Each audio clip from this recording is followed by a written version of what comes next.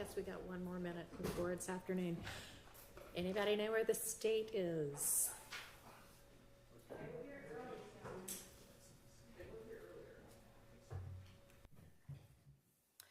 We appear to be missing lots of lawyers.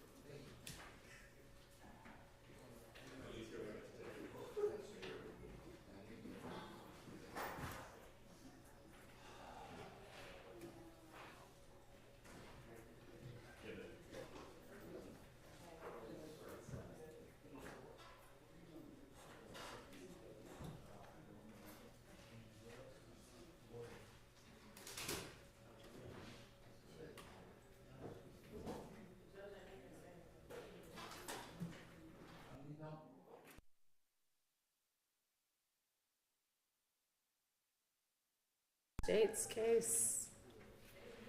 Invite them to come back to court. Smells like a little costume. Yeah.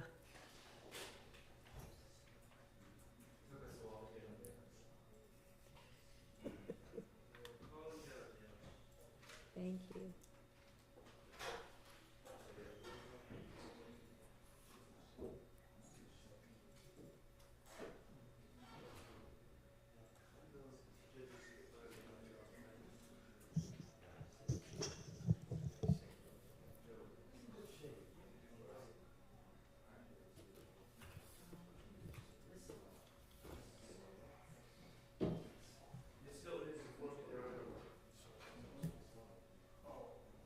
Thank you.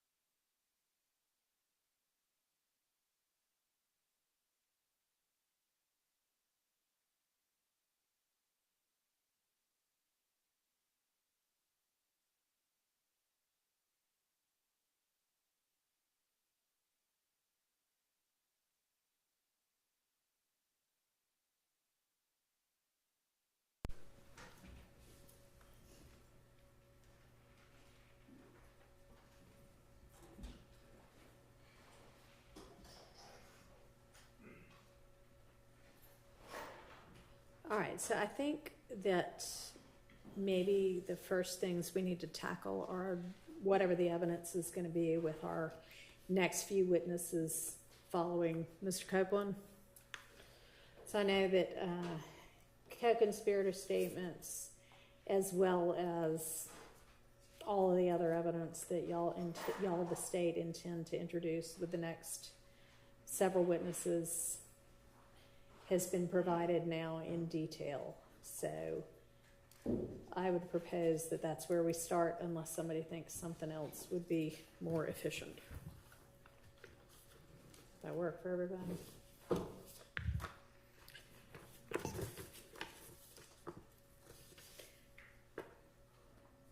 Okay, so have y'all been able to get together on any of it to come to agreement on anything, or are we gonna litigate all of it?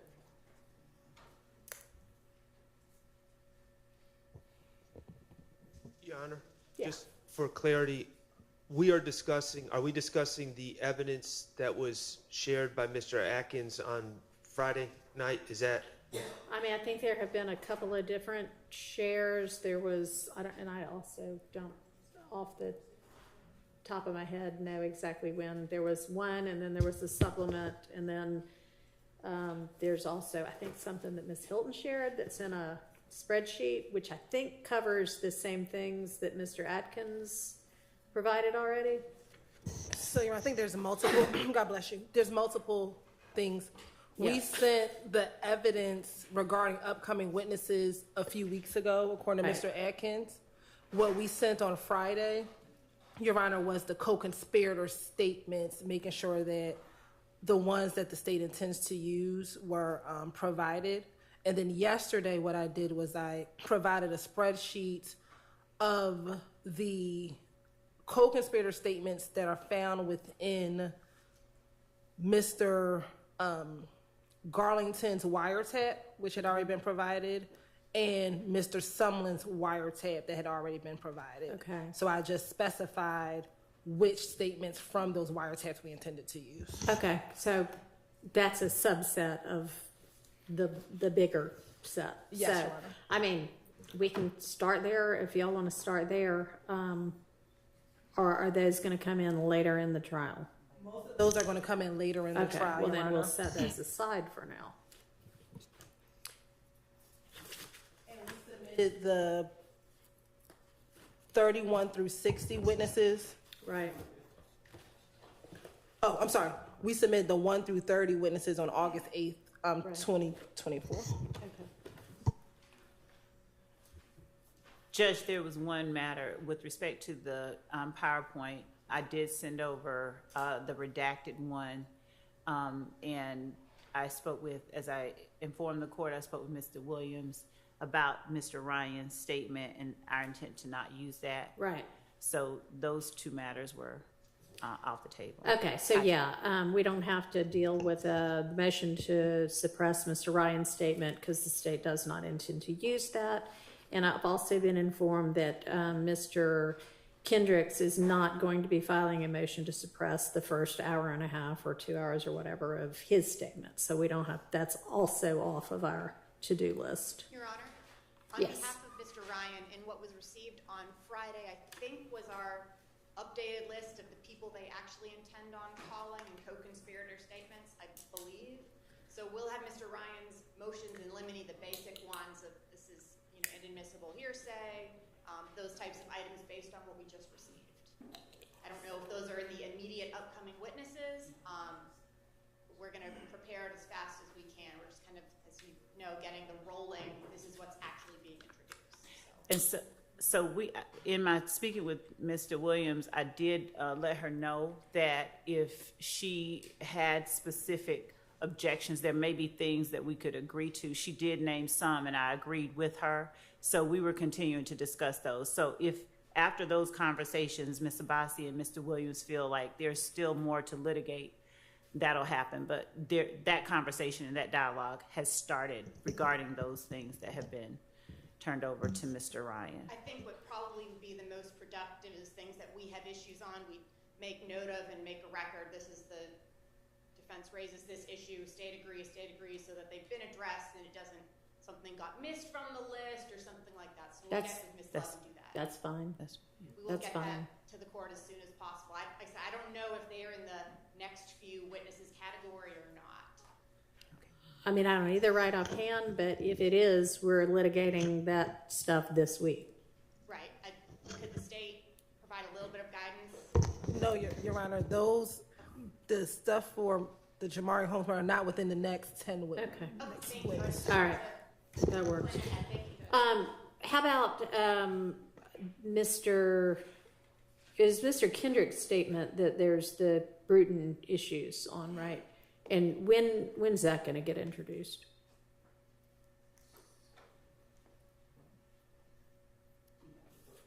So, not in the next 4 weeks, actually, based on who it is that we intend to come before the witness that would Okay. introduce. What witness will that be with? Investigator Thor. Well, y'all got him listed as witness number 5. We do, but he has had, he will be moved down based on some circumstances that have occurred in his, Okay. he has some personal matters. Okay. So is it still going to be Burnett, Sledge, Zachary, Dean, Morton, Sprinkle, the phone custodians, Bernie, generally? Generally, yes. Okay. And then I guess Thorpe will be at the end of those now? Okay.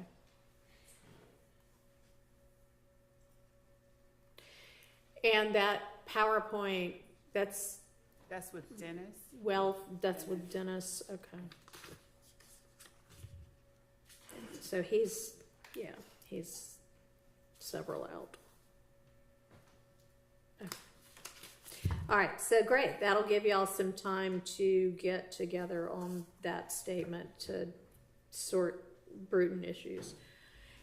Mr. Steele, you also seemed to kind of be making a broad argument that nothing in his statement, in Mr. Kendrick's statement, even if it doesn't directly implicate your client standing alone, needs to be redacted, or there needs to be a limiting instruction about that. Do you have any law to back that up?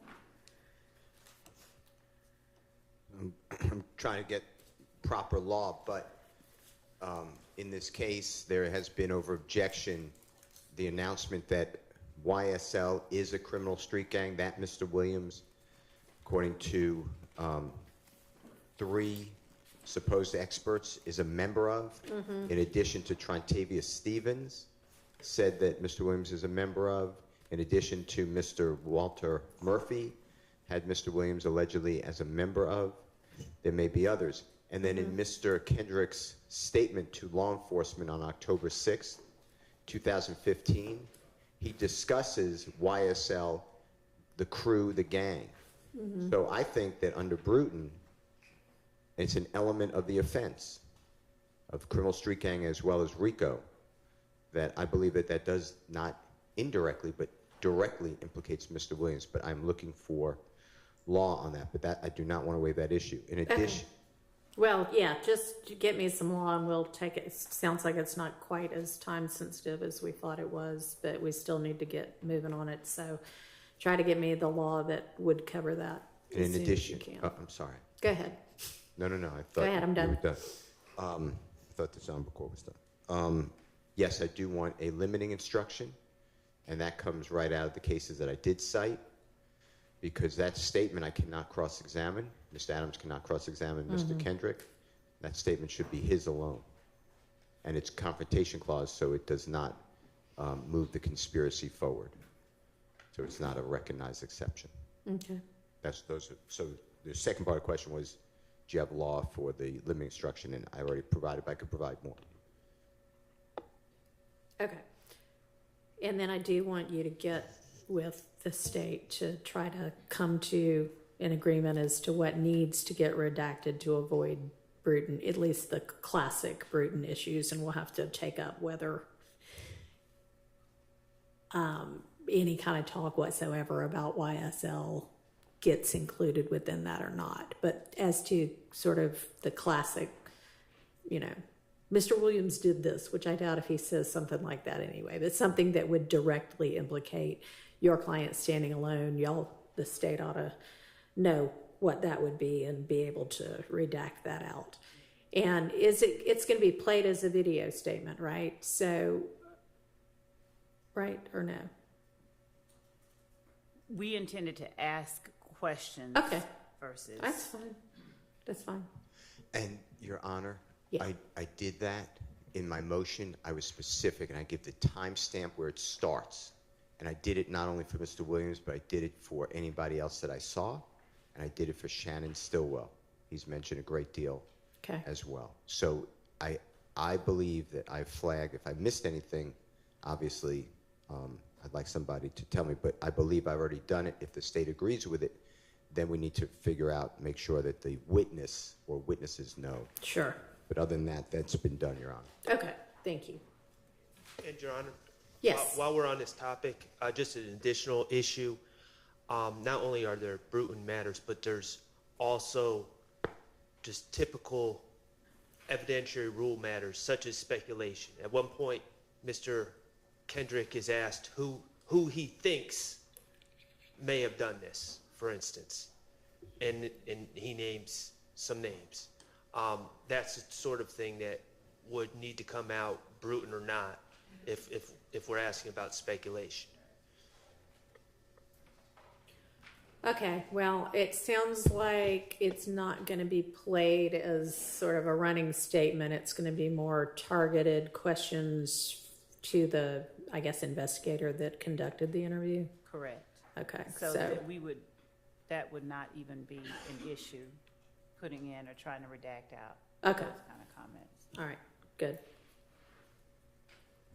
All right, so let's turn to some of the specific then evidence that's going to be coming in with these next witnesses. So there's not anything controversial with regard to witness Burnett's evidence, right?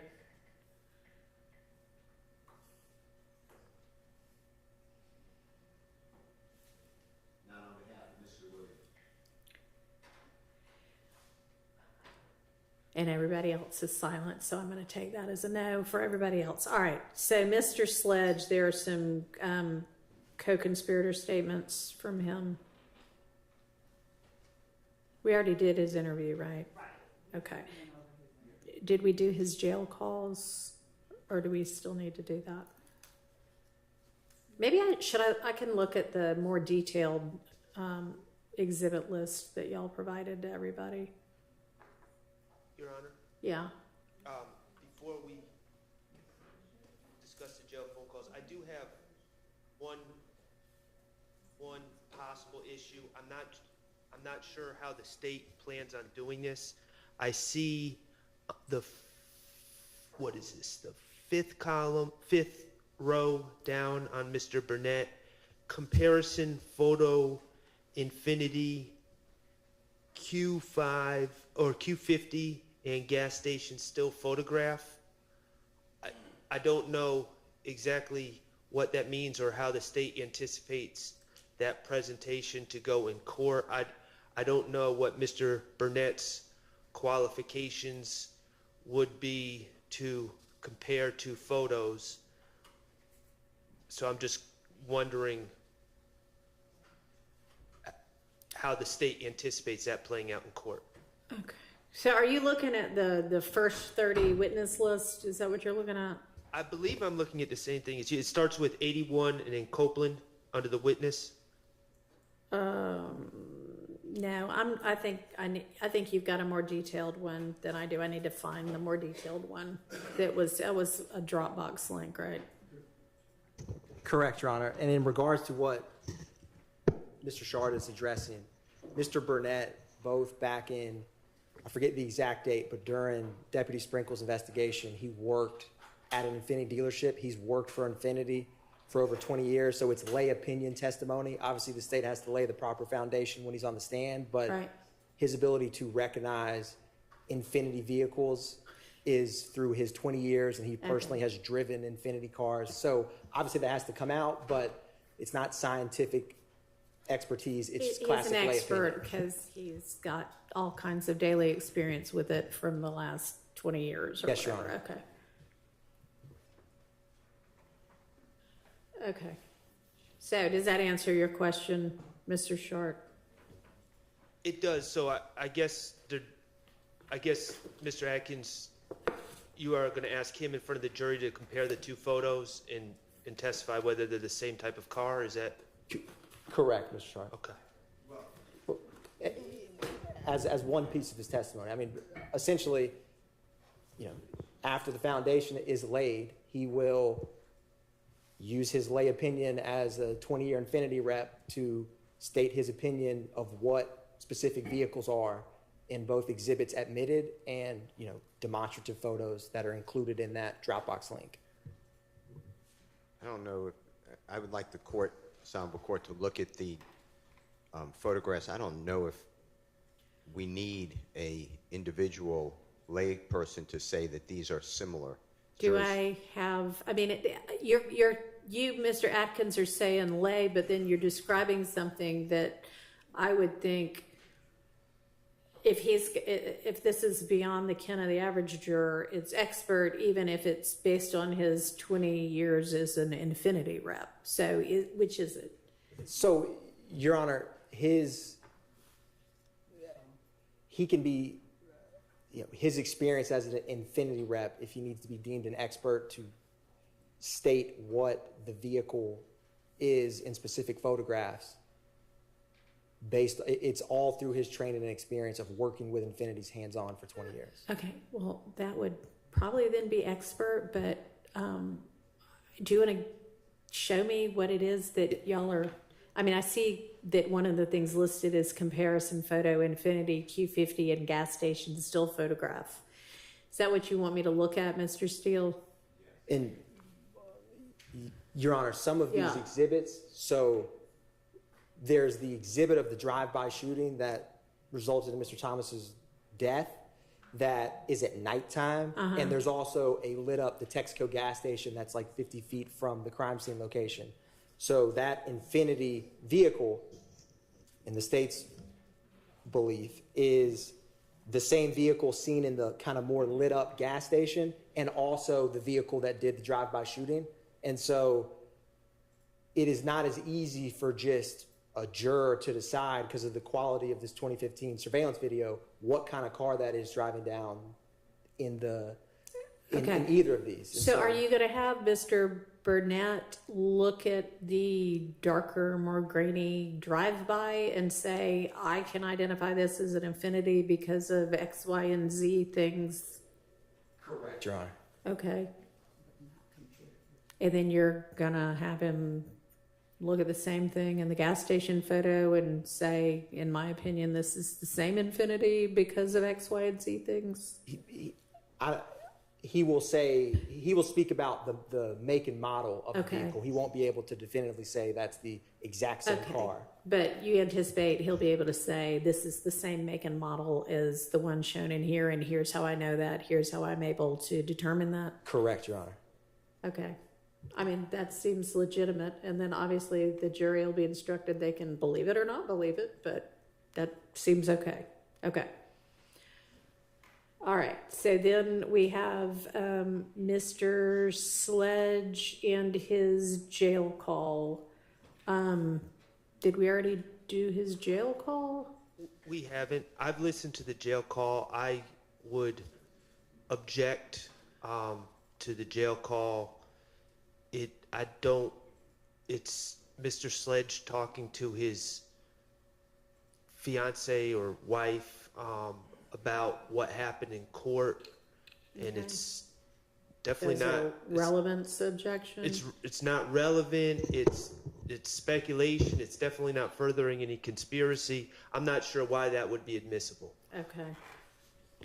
We would not play that jail call unless there was something that Mr. Sledge said on the stand that contradicts something that he said in the jail call. Okay. So I mean, that's. So that's just potential impeachment. That's Correct. not gonna come in during his, Right, Okay. right. all right, well, I mean, it's still out there as impeachment if that becomes an issue. But we won't, yeah, it sounds like they agree. Okay, and is that it for Mr. Sledge? We already did his interview. So that's the only jail call. Right. Okay. All right, so then Mr. Zachary, and we've done both of his statements already. Jail calls and social media. Yes. Is there an updated, can I ask the court to inquire whether there's an updated contact or address or both for Mr. Zachary? Somebody said that he's in North Carolina. I don't have any contact with that gentleman. Okay, can you provide, if his contact information has changed since y'all last provided it to the defense, can y'all provide updated? So the last time before last that we spoke with him, someone indicated that he was, but it appears that he is still in. The same Same place location. he was. Okay. All right. The last week or just for you to know if it matters to the court. Hold on, can I ask this question? We were told that he's very ill. That's what I was told from the detectives. Okay. And I was told that he's in a hospital. That was dated June 4th, 2024. So we haven't bothered him at all. But if that has changed, but I heard what the state said, it's Okay. information on We witnesses. can discuss that aspect of him at the bench or something like that. I don't want to put personal information about anybody out. No, I agree. Is that something we need to come up now and discuss? We can. Okay, let's do that.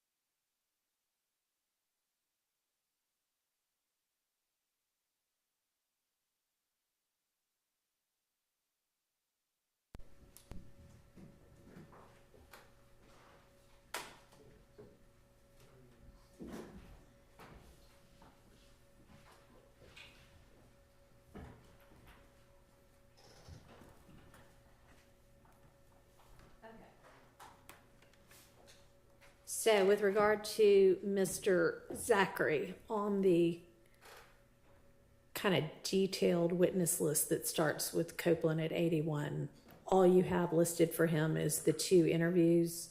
On this other thing that we all got several weeks back that just kind of had the order of witnesses, you also had social media and jail calls. Is that something we need to sort through? Or do you not intend to use those anymore? We do intend to use them. We did provide the social media postings that he has. Okay, that's in that other Dropbox, right? Okay, so let's go to that then, and sort out whether there are any evidentiary issues with regard to all of the things you think you might use evidence-wise with Mr. Zachary.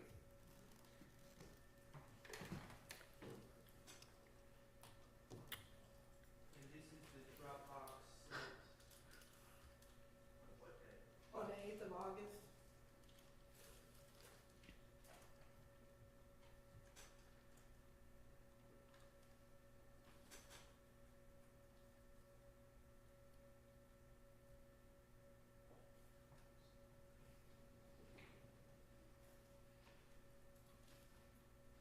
Yeah.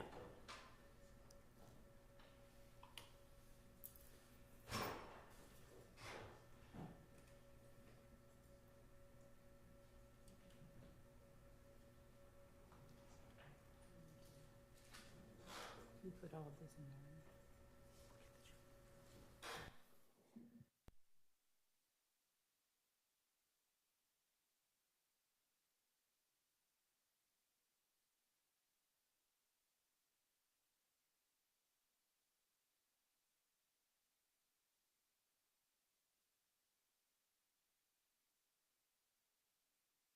Zachary folder.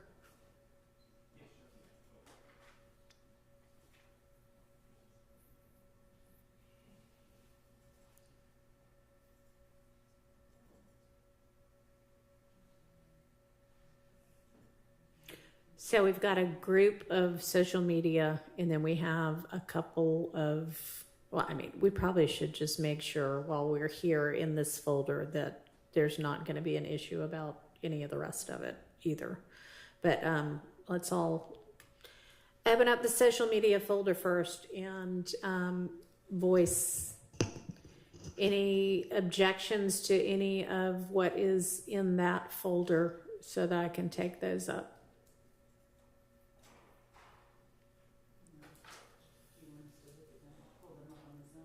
I mean, I can see, everybody can see them, right? As long as we are looking at the same thing. Which, if we're all looking at the same folder, we ought to be looking at the same thing.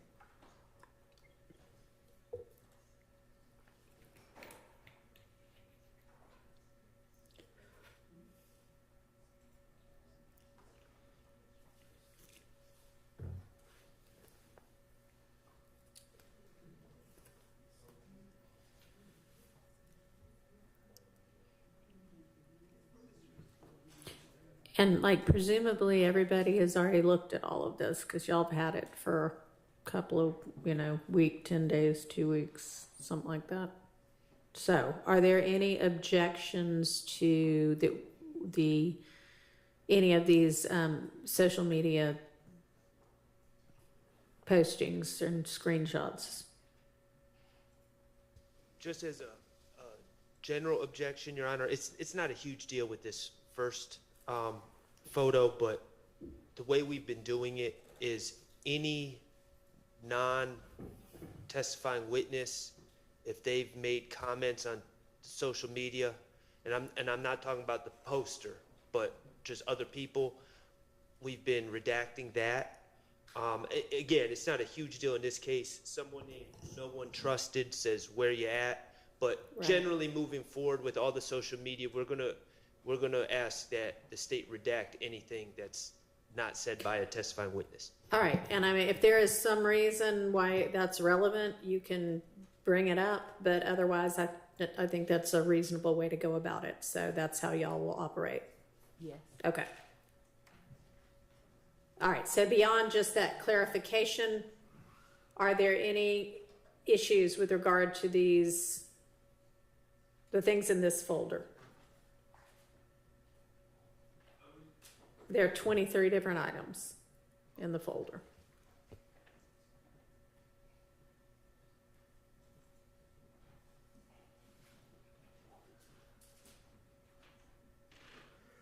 And like, y'all ought to be ready to go with this, because all week last week I said this is what we were going to be doing. So I can't tell whether y'all aren't saying anything because no, you don't have any objections, or because you're furiously scrambling to look right now for the first time, which should not be the case. Okay.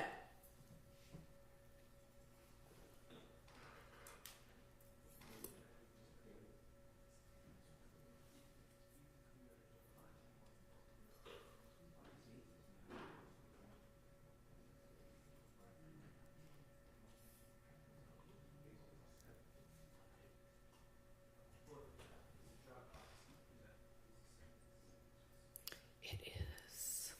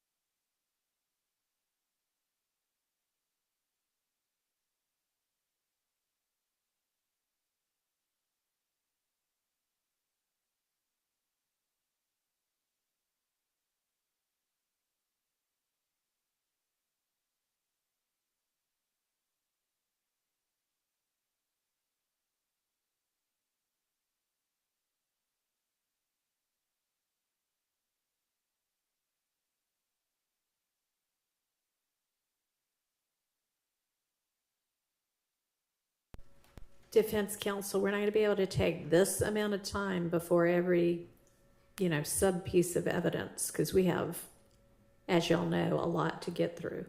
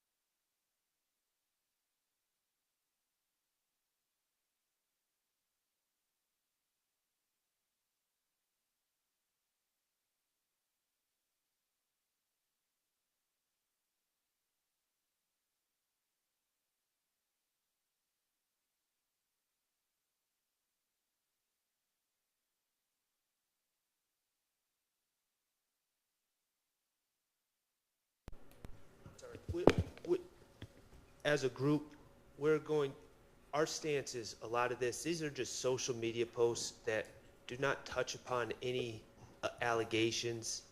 And we're just essentially most of these cumulative, irrelevant, 403. And so I know that Your Honor maybe didn't want to do it this way, but if we could maybe just put them on the screen and litigate one by one, I think that might be easier because there's several that are objected to. Okay, so which ones are objected to, and we'll put those, we can all look at those. 2, That's 2015-57, that one? Is that what you mean? When you say 2, you mean the second one in there, right? the second one. Okay. Yes. All right, and assuming the comments aren't there, this is for all of these, unless you tell me differently, this is a relevance and cumulative objection? It's a relevance objection on this one in particular. From what I can see, it's a video. It's very dark, but I presume it's Lil D. I don't know that for a fact. Okay, that's fine. Yelling about Club Crucial and cussing.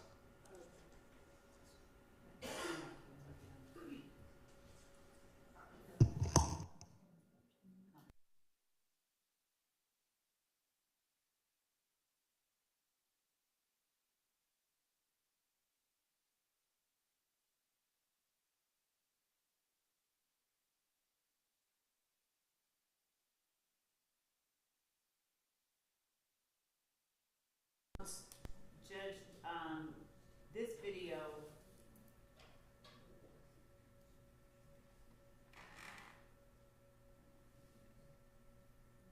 if the objection is relevance,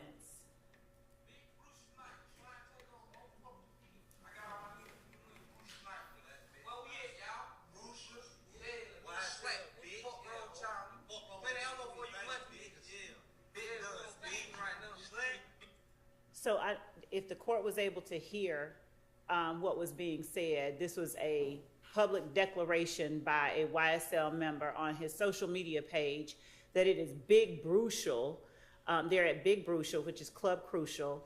The substitution of the C in crucial for the B is evidence of what our gang experts have testified to regarding what blood gang members typically tend to do.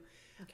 Mr. Zachary is referencing not only himself, but slime takeover at Big Brucial, YSL. They're using YSL jargon. It is evidence of the existence of the enterprise, the existence of the nature of the enterprise, the associations within the enterprise, and the gang itself. Okay. Your Honor, we've beaten the dead horse of B's replacing C's a long time ago in this case. The state has played numerous videos of young men like 13, 14 years old hanging out in a parking lot saying B instead of C. And I mean, at some point, this is just, okay. Like, we've talked about this. All right, so is the point of this that it is from Mr. Zachary himself and it is relevant to his credibility as to whether you tell me, why is it not cumulative?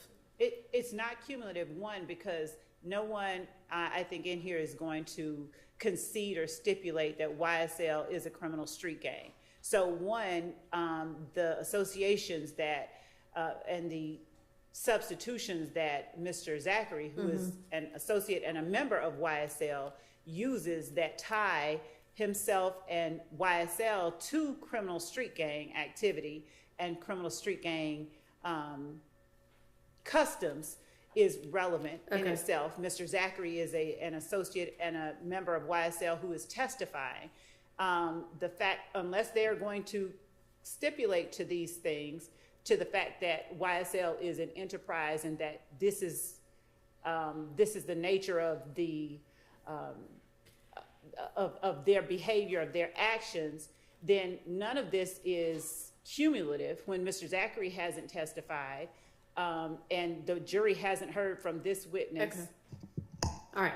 I think that it is probative to show, on the issue of his credibility and what he may know about the gang, because I assume that there might be some argument, oh, well, this is part of his plea deal and this is something that occurred prior to any of that arguably shows his connection.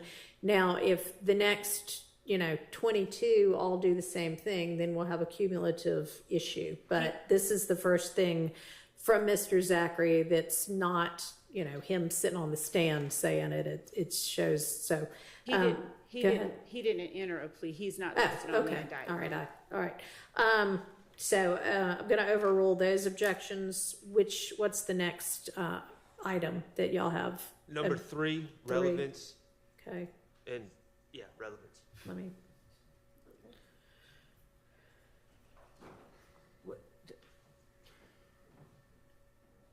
What's the relevance? Judge, in number 3, I'd point out that Mr. Zachary's social media name is YSL_Lil D. He is in the picture with Shannon Stillwell. I believe that's Demikion Garlington in the back seat.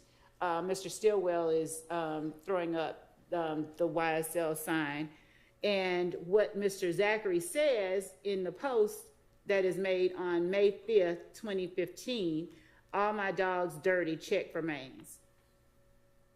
I mean, I think it's self-explanatory, but the association, the nature of the...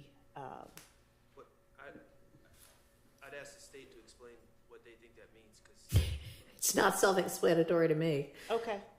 I mean, all my dogs dirty might be, but check for mains. Well, that part... the check... check what? All my dogs dirty. I mean, check for mains, like mains. What? All my dogs being dirty is a declaration by Mr. Zachary, and we would argue that it relates to him, his friends, his cohorts, YSL members. Mr. Stillwell seated next to him, Mr. Zachary, Mr. Garlington seated behind him. It is an assertion of who they are and how he perceives them as a group. He is associating himself with them. He's saying they dirty. Okay, well, so the check for mains part remains unexplained, but I don't know why Mr. Zachary proclaiming all my dogs dirty would have anything to do with this case. yeah, well, I mean, it might make something more probative more likely than it would be without. So I'm going to overrule that. It may or may not mean what she asserts it to mean too, but that's for y'all to argue. Okay, which one's next? Number 5, relevance. And I'll just point out that we have already through 3 and 4 and 1 and 2 established that YSL Lil D is his handle at this point. Yeah, so we don't need it for that anymore, but here we've got stack of money and a firearm. I don't... What number 4 you on? He said 5. I'm sorry, 4. I'm sorry. Okay, well, I'm looking at number 5, so let me get back to number 4.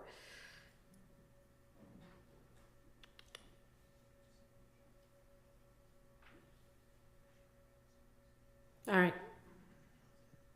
State. We don't need number 4. All right, 4's out.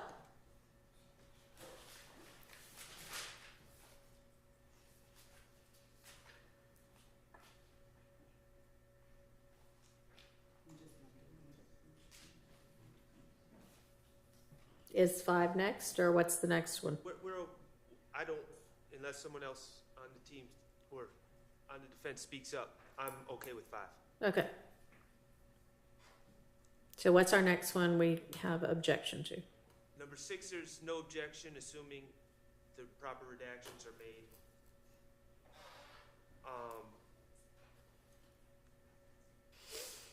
Number 7, no objection. Number 8, irrelevant, and also, so 401 and 403. All right, let's look at number 8.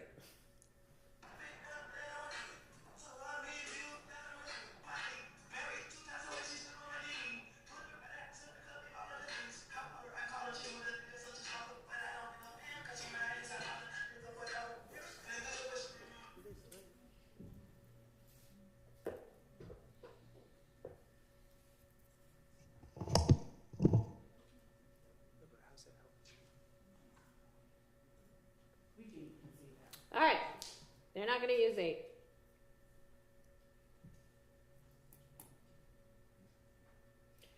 I want y'all a little more ready to go tomorrow, okay? I feel like we're looking at them right now and making the determination, and that was supposed to be done before now. Number 9, same objection. Well, relevance.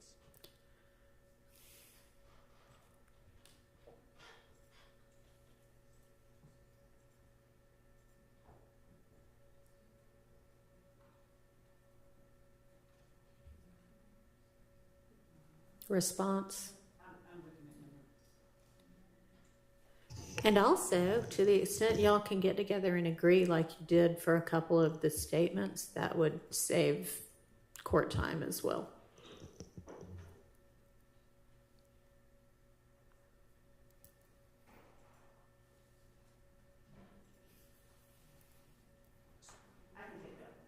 Okay, see, this is 3 already that y'all objected. They said, yep, okay, we won't use that. So if y'all get together, maybe we can do more of that. What's next? Number 10,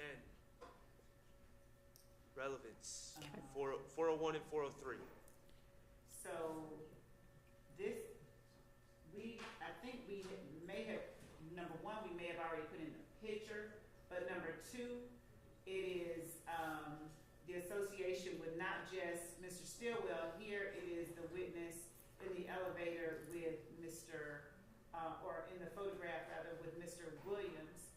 And I believe that Mr. Copeland standing in front of them, and this was posted January 2nd, 2015, 8 days before the Donovan Thomas murder. And the caption is,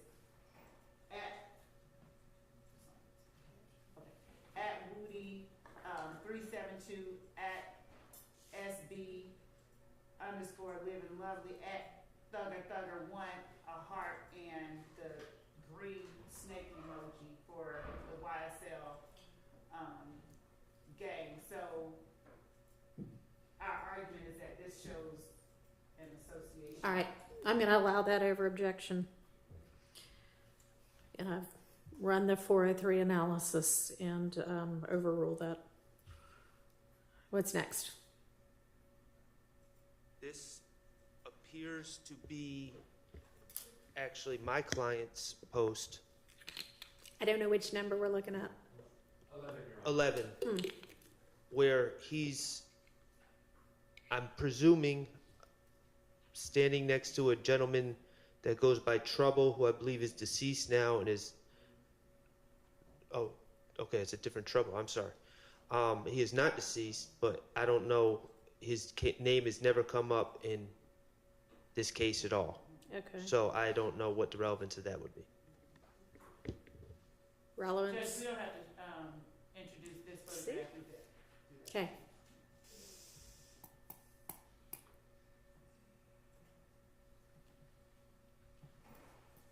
Number 12, I'm going to acknowledge that it shows Mr. Kendricks in the photo, which if they're going to argue association, that's fine, but this association is being established through 12.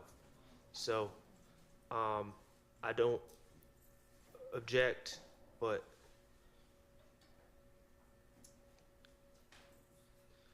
Understood. If the next 5 do the same thing, it'll be different.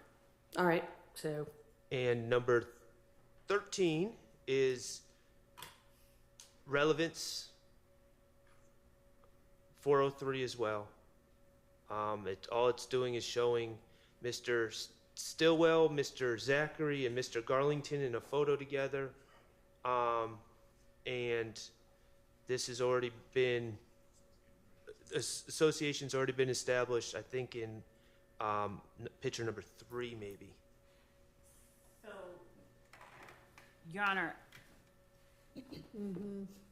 understanding that the defense feels that one picture is sufficient to establish a photo, and at some point maybe past one is cumulative, but this particular picture has a caption on it, the date of it being 2/17/2015, from top to the pen to the grave, wherever life takes us.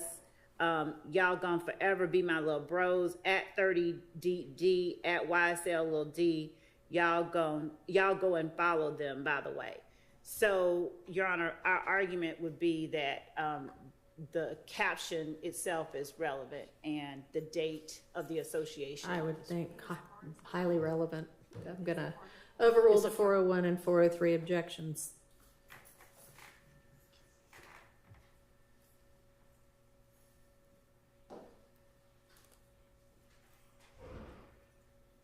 What's next? Number 14 is a post by YSL Buck. That individual, to my knowledge, has not come up in this case at all. Yes. So I'm. All right. Oh, is that Buck?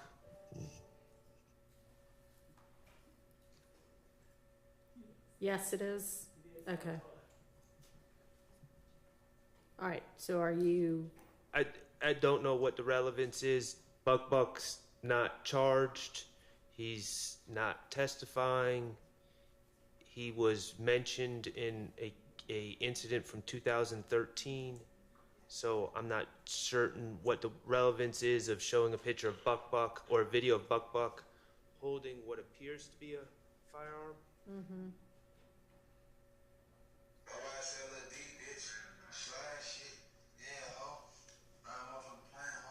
Real big bullets, bitch. I ain't play with her. Yeah, ho. That's like the boy Bills.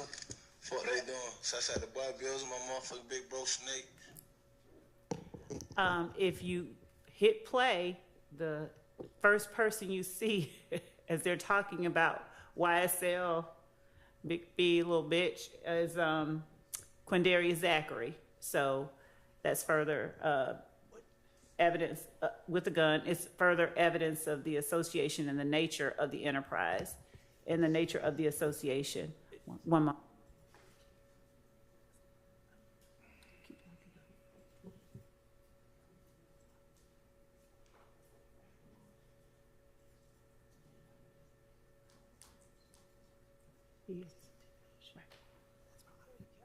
And also underneath at the bottom, you see the hashtag YSL Real Slime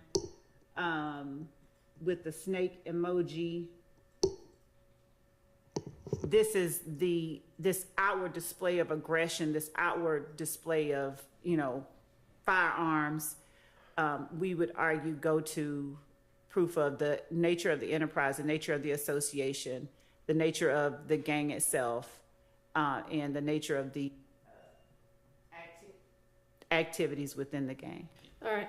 Your Honor. Yes. I mean, we've been hearing that explanation for months now. The nature is, we're talking about videos posted on the internet by someone who's not charged, that has in the video someone else who's not charged, who's cussing and pointing guns, and I think they say YSL in the video, that at this point, any probative value derived from playing this video at this point in this trial, after all the other videos that have been played, is marginal at best, and it's outweighed by confusion of the issues, prejudicial effect, and the like. I mean, it's just overkill, and all these videos, I'm not going to say all of them, but a great number of these videos have absolutely nothing to do with the with the issues involved in this case. And this is why this case is taking so long. Well, I mean, I think it is probative of the assertion that YSL is a gang willing to commit criminal acts. Now, how many, so this is Zachary, Buck, and who was the other? Who was the third person? Do we know? Not off the top of my Okay. head, Your Honor, but I wanted, Buck is asserted to be an unindicted co-conspirator? yes, and to be clear, Buck has, not only has his name come up multiple times, he has been in video, he is, his voice was played over a jail call. He recorded one of the videos with Trontavia Stevens and Mr. Williams. So yes, these two are YSL Associates members. And also, just as to the point that Mr. Sharp made about the number of videos, the constant cross-examination and sort of rebuttal against this idea that it shows an association, and the nature of the gang is that it's promotional, it's music, it's art, it's something that's not related to criminal street gang activity. So our position on that is unless there's this stipulation regarding that, which we assert that it's relevant to prove, that every time that they argue that a particular video is promotional or it shouldn't be taken literally, they are creating the need for the state to show the jury evidence otherwise. Okay. Do we have a video similar to this one in already? No. Do we want to dispute that and point me to what is? When you say similar, I mean, the state played. I mean, think, not like a music video, but the state played. I believe twice they actually played it. About 13-minute video of young men talking about YSL and slime in a parking lot outside apartments. are they pointing guns at the camera while threatening to do things in the name of YSL? I'm being told that guns were pointed in that video. And is it I don't mean a music video. No, it's not a music video. It's a video of. And who are the people? It was Walter. It was Trontavia Stevens, Lil D, Mr. Williams, Walter Murphy. But not Buck or Zachary? Lil D, was that? Okay, so Zachary, I'm being told, was in it. Buck was not in it. I don't know what is important about Buck, quite honestly. If y'all want to tell me exactly what, exhibit number that is, or give me that to look at, but my inclination is that this sounds different enough and not cumulative. So I can look at it and, I may change my mind, but at this point I'm overruling the 401 and 403 objections. We'll get you that exhibit Okay. number. 15 is my client's undated Instagram post showing a picture of Mr. Zachary. I believe that's Mr. Zachary, although it doesn't quite look like him. I believe that's him. And he's standing next to a platter of pastries.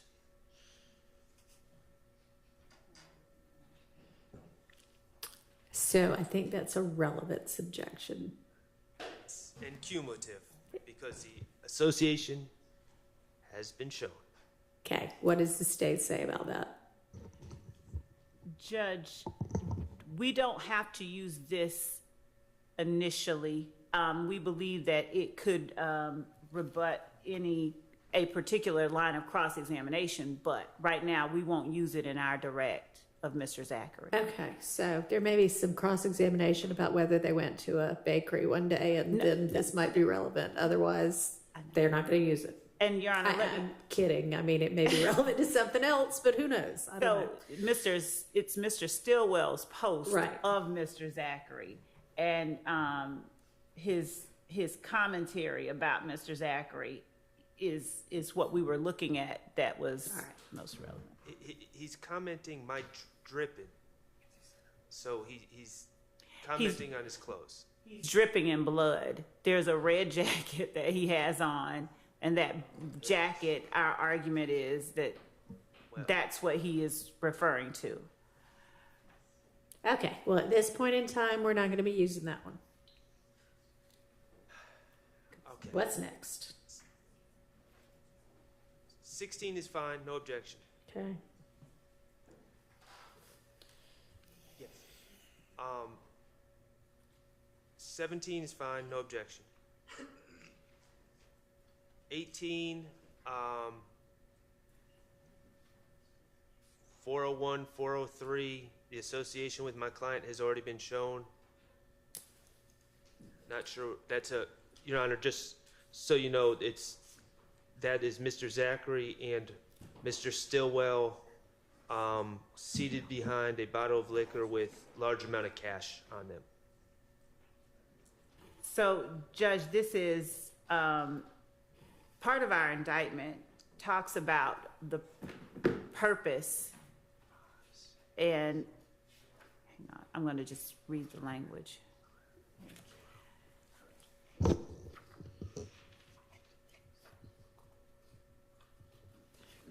Obtaining money as associates of Young Slime Life, the defendants conspired to associate together for the purpose with others for the common purpose of illegally obtaining money and property through a pattern of racketeering activity, including robbery, theft, and the unlawful sale of and distribution of drugs. Mm-hmm. This is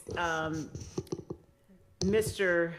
Zachary posting large sums of money with Mr. Stillwell and asserting their unity. One thing about my brew, again, the B replacing the C, we all eating. So he's talking about, yeah, we're rolling in the dough, we're doing well. Do we have other things that already show this, that are similar? when you say similar. No, I don't actually think there was a cumulative argument on this one. It was relevance in 403.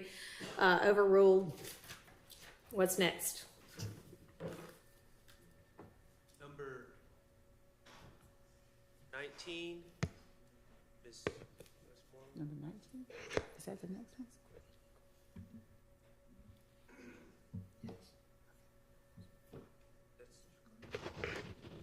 And who all do we have depicted in this photograph?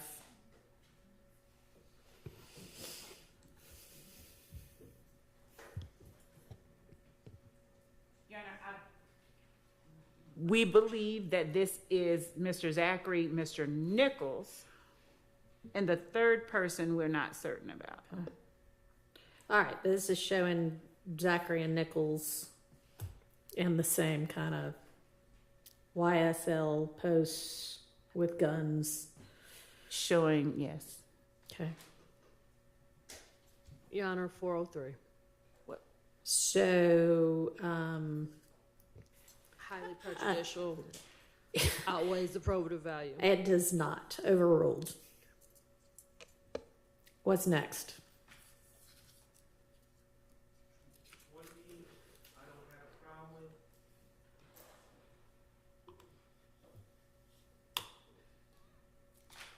21, I believe that's Mr. Zachary and Mr. Garlington. Does the state concur? Your Honor, that is who is. Okay. That is who is shown in this photograph. I don't have a problem with that. Okay.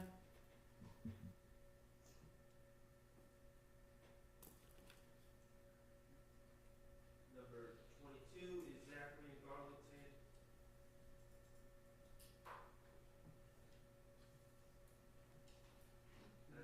I don't have an objection. Okay. They have to still on this. And number 23 is another picture of Mr. Zachary and my client, Mr. Stillwell, at some sort of arcade, sticking up their middle fingers. I would object to that.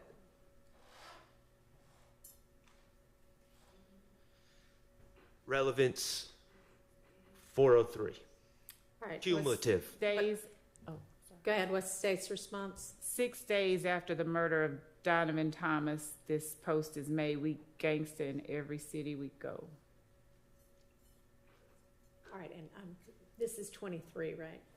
25th. No. Oh, 20, which yes, one is number this? 23. 20, yeah, okay, right. Well, I just clicked out of it.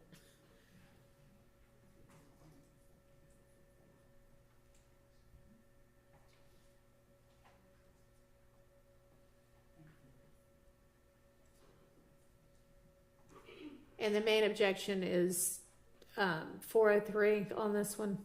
And relevance. And Your Honor, while we're at it, the state said, brought up the caption. I don't know why that caption would be displayed. That's the words of Lil D. Sure, he's testifying. I guess potentially that could be impeachment, but I don't know why his out-of-court social media declaration would automatically be admissible. It is the assertion, the public assertion, the fact that it is made publicly to display their dominance. This is 6 days again after Donovan Thomas. We believe that they went out of town into another city following the murder of Donovan Thomas, and an assertion that we are gangster in every city that we go. The fact that you made the post, that you put yourself out there with another YSL member in itself is evidence beyond the words that are spoken. What rule of evidence would allow an out-of-court declaration by someone who's is not a statement of a defendant or a statement of a party opponent? I don't know what rule of evidence. They keep saying because he's saying they're gangsters. I Okay, assume, is he alleged to be an unindicted co-conspirator? Yes. I would think that would be the rule of evidence. I don't know how this would be deemed in furtherance of a conspiracy. Because it shows, number one, it asserts their dominance. It shows, it asserts their cohesiveness. We are gangster in every city we go. It promotes their, pull up the indictment.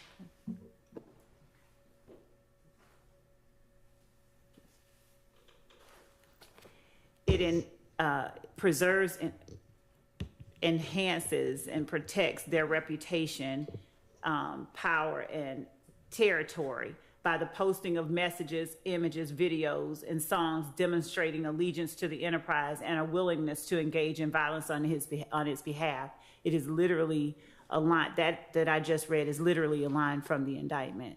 And so this post itself is proof of that assertion and allegation in our indictment. All right, I'm gonna hold my ruling on that, and we'll see what else we've got. And Your Honor? Yes. For all of these that we're going through, there has to be some sort of foundation. I mean, if Mrs. Zachary says, yes, I posted something like that, then that would be bolstering, right? It would just, or cumulative. If he says, yeah, I posted that, and this is the reason why, just because it's in the indictment does not make that assertion credible. So the witness has to testify to all this before it just comes in as an exhibit. Am I wrong? Well, I mean, it has that's to what be I will be introduced objecting. in some form or fashion. It has to be introduced. That part we agree, but not that it's not permissible or admissible as an item of evidence just because he says I did post it. Right. Okay, so I'll withhold ruling on that one. What's next? That's all the social media in Okay. this folder. All right, so Oh, yes. What's the exhibit number? And Your Honor, yes. the exhibit number for that other video that's already been played states 16. Oh, I'm sorry, 60 WA. Okay. If y'all have it handy and can just shoot it to Miss Pursfield and I don't have to go through the former court reporter to find it, that would be great.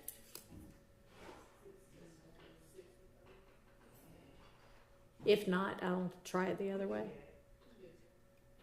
All right, so let's look and see what else is in the folder for Mr.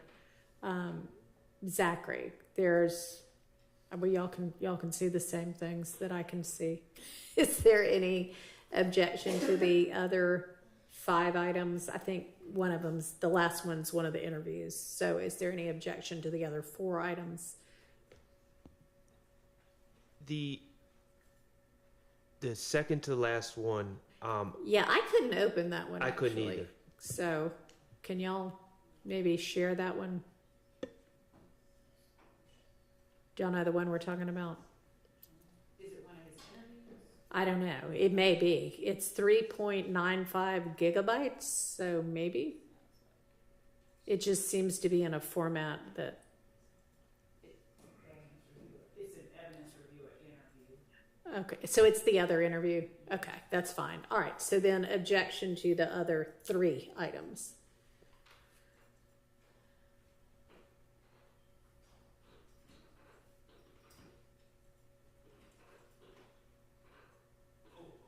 Anybody? Oh, I'm sorry. I didn't realize you were asking. No objection to the other items. Okay, and you're speaking for, I guess, no, everybody else's silence is assent here. Okay. All right, so that's Mr. Zachary. Should we look at, is Mr. Sledge, let's look at Mr. Sledge. He's going to be either right before or right after Mr. Zachary. Okay, let's see what's in his folder.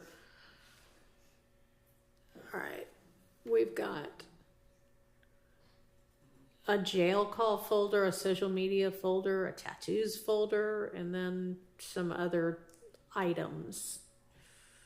Have we already dealt with any jail calls for him?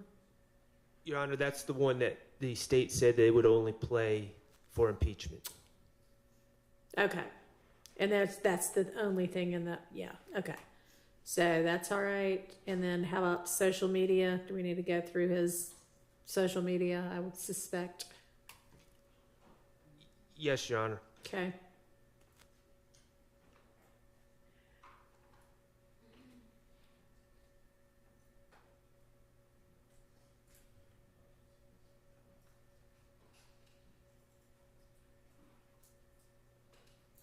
Excuse me, Your Honor.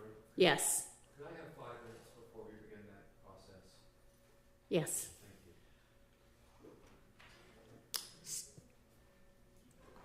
If anybody else needs to use the restroom, all right, let's take a quick convenience break.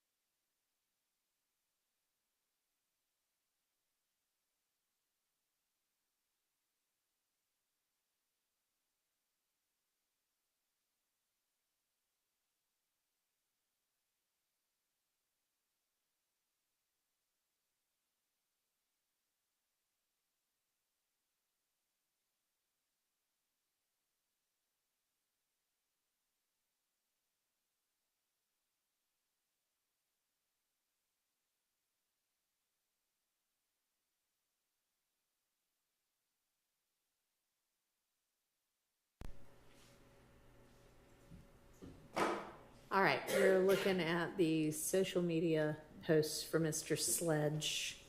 Which ones do we need to litigate? First one is number 3, Your Honor. So for whatever reason, I don't seem to have the, let me see if I can find the numbers. They were a lot clearer on the last group. So give me a minute to find where number 3 is. And Judge, Yeah. am I incorrect? I believed that we had gone over Mr. Sledge's social media post. We did not? I don't know if I'd have to. I thought that we had gone over them, Sort of. some of them at least, and particularly number 3, if that's the one that's labeled State's Exhibit 397Y. 397Y.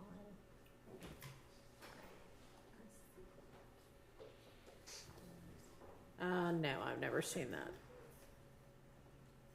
Where we talked about the fact that it was the night of Donovan Thomas's murder and that he was Yes. posting. Yeah, I Patriots remember Day? talking about it. Okay. We haven't reviewed this, and my objection to this is the state keeps inserting these January 10th, 2015 captions on these photos. We don't. If you look at every other Instagram photo, there's nothing like that. But then on these January 10th, 2015, they're inserted, and that's inappropriate in my estimation. And that's my objection. Sustained. I don't think y'all need that. That's not what it really looks like. That's fine, and we intend to show evidence that it was posted on January 10th, 2015, so we can take out that little square that's above the. A hover, yeah. Yes. Okay. All right. So that objection is sustained. And number 4, the same thing. Okay. They'll adjust that one as well. And so, Judge, Yeah. as I said the other day regarding the other inquiry about that, as I'm asking the court, if we establish with the witness who caused that to pop out. Right. I would think that if you are having that witness testify, here, here's me looking at the social media, and here's what I do to find out the date it's posted, and this is what it looks like. Here's, when I hover. I mean, I think that's fine, and you can show that, but I think the exhibit that goes out to the jury needs to be just what it looked like, not with the hover. So if, no objection to that ruling as to showing the exhibit with Mr. Sledge, right? Because he Right. wasn't the one that hovered. Right.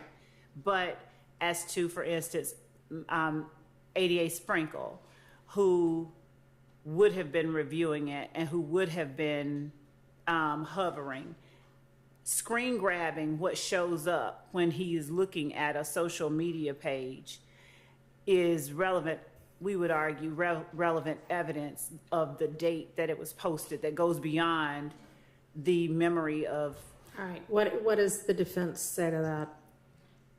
Like, the proposal at this point is not to have the hover part with these witnesses who posted or whatever, but with the investigator or prosecutor who, I guess, was in charge of collecting this evidence and who confirmed via hovering that that was the date it was posted.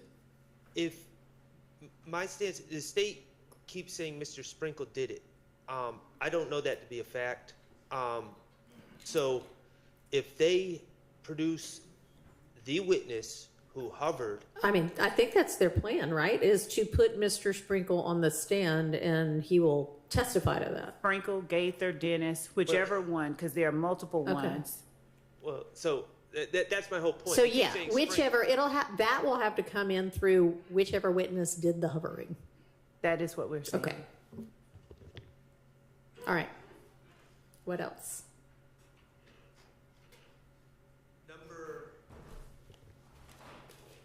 5 is,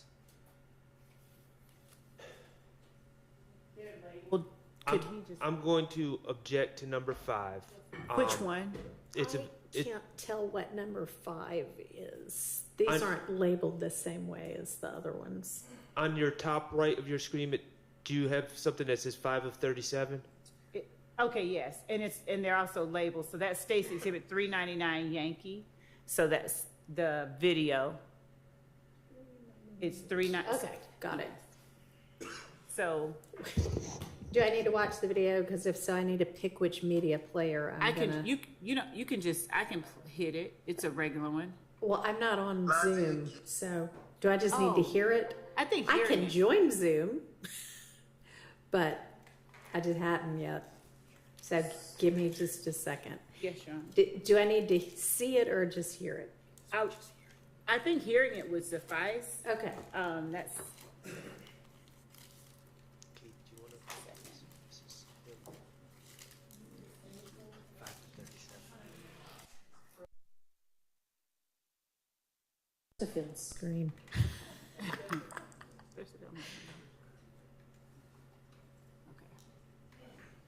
Kids, you lied to your mama, I just forwarded it. but you get in the courtroom and in the investigation room and tell the punk ass people the God honest motherfucking truth.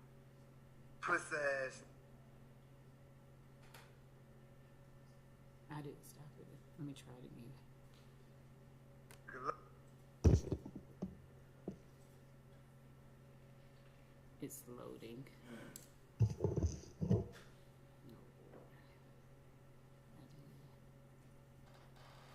Lie to your kids, you lie to your mama, but you get in the courtroom and in the investigation room and tell them punk ass people the God honest motherfucking truth. Pussy ass. So, I thought we did discuss this one already. There was a prior video that's been admitted into evidence where Mr. This is my recollection, and Mr. Williams, if this is not correct, I apologize. Mr. Williams, we discussed this one as well? we did, Okay. we did. Okay, so on to the next one we did discuss. I know, my next one I had object to is number 11. Okay, can y'all tell me what state's exhibit number that is? Yes.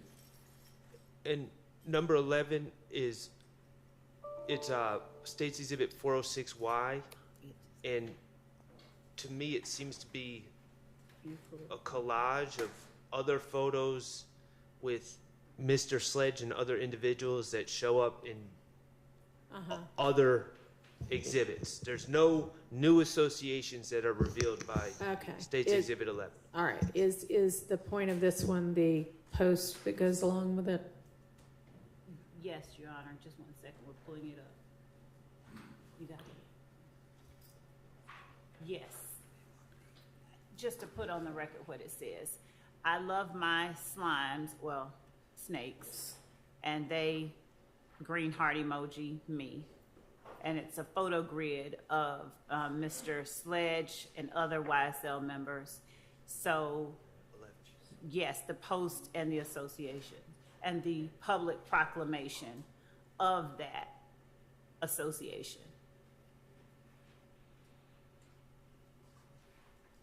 All right, so similar to when Mr. Zachary is himself saying, yeah, these are my YSL people, and here's me with them.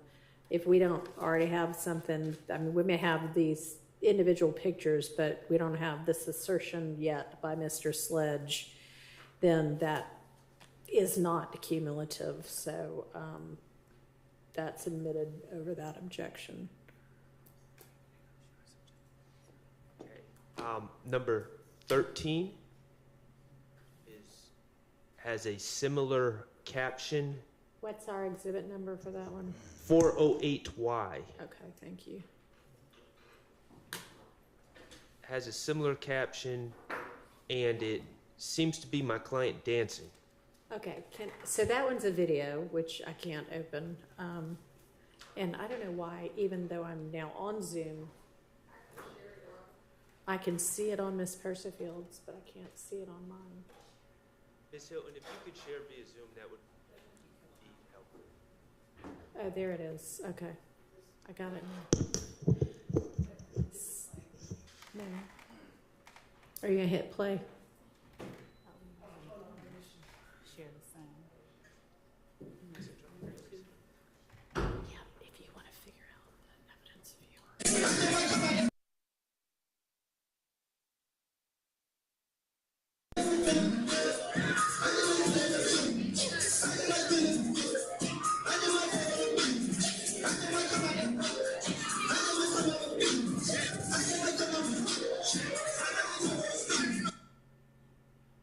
So this is yours. Okay. All right.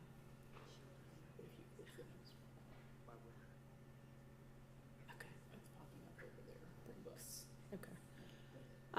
Is there anything added to this one that isn't captured in the still, other than a good beat? You just created a soundbite.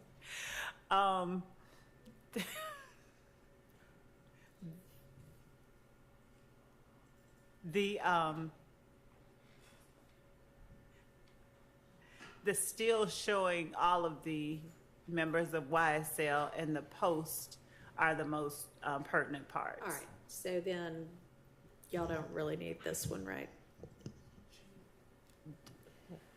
I'm asking, is there, We don't need the we video. just looked at number, was it 11, that was like the collage? Are there people in this still or part of this video that aren't also in that collage? Mr. Williams, I believe, but I'm checking to see in the Okay. collage whether Mr. Williams All is in right. the collage. Mr. Is he in there? You can't see his face in the collage. So the still shot is in the collage from the video in the upper left-hand corner, but Okay. Mr. Williams' head is turned away from Okay, the so camera if you in the want to video. capture a still from that video that shows Mr. Williams, then you can use it. Okay. Okay.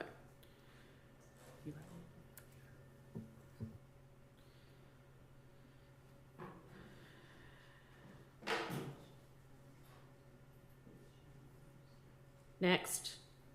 Number 14 is the same thing. 14 is which exhibit number? 410Y or 09Y. I'm sorry. 409Y? I thought that's what we were just looking at. That is your honor. Oh.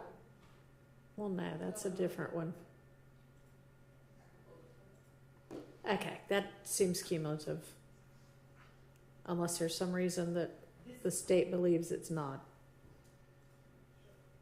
These are different people, and this is, can you hit play? This is Mr. Sledge, Trontavia Stevens right there, and Mr. Williams' sister, as showing the association, as showing, again, when they're talking about, I love my green heart, green snake, red hearts, emojis.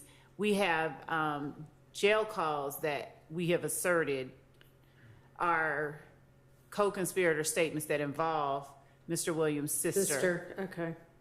All of these same people are in. I don't know that this sister is. Is the sister? Well, there's another exhibit, 405Y. The state, this is an unrelated trip to the club, and now we have 2 videos, a collage, and I think 2 photos Okay. documenting this night at the club. Okay, so which videos are, because I haven't, unless there's some video that you just didn't. Well, I didn't object to it. Okay. It's 405Y is a picture of everyone from that same night. Okay, and does that show the sister? I can't.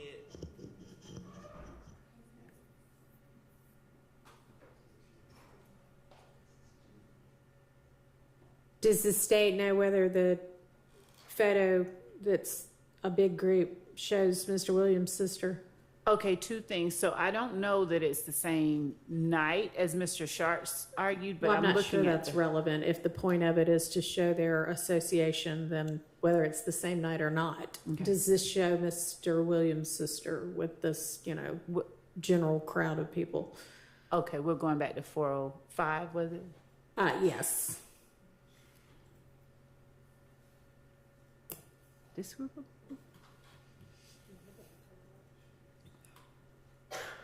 He says State's Exhibit 405. It's picture number 10 on the. Okay. Can you go to?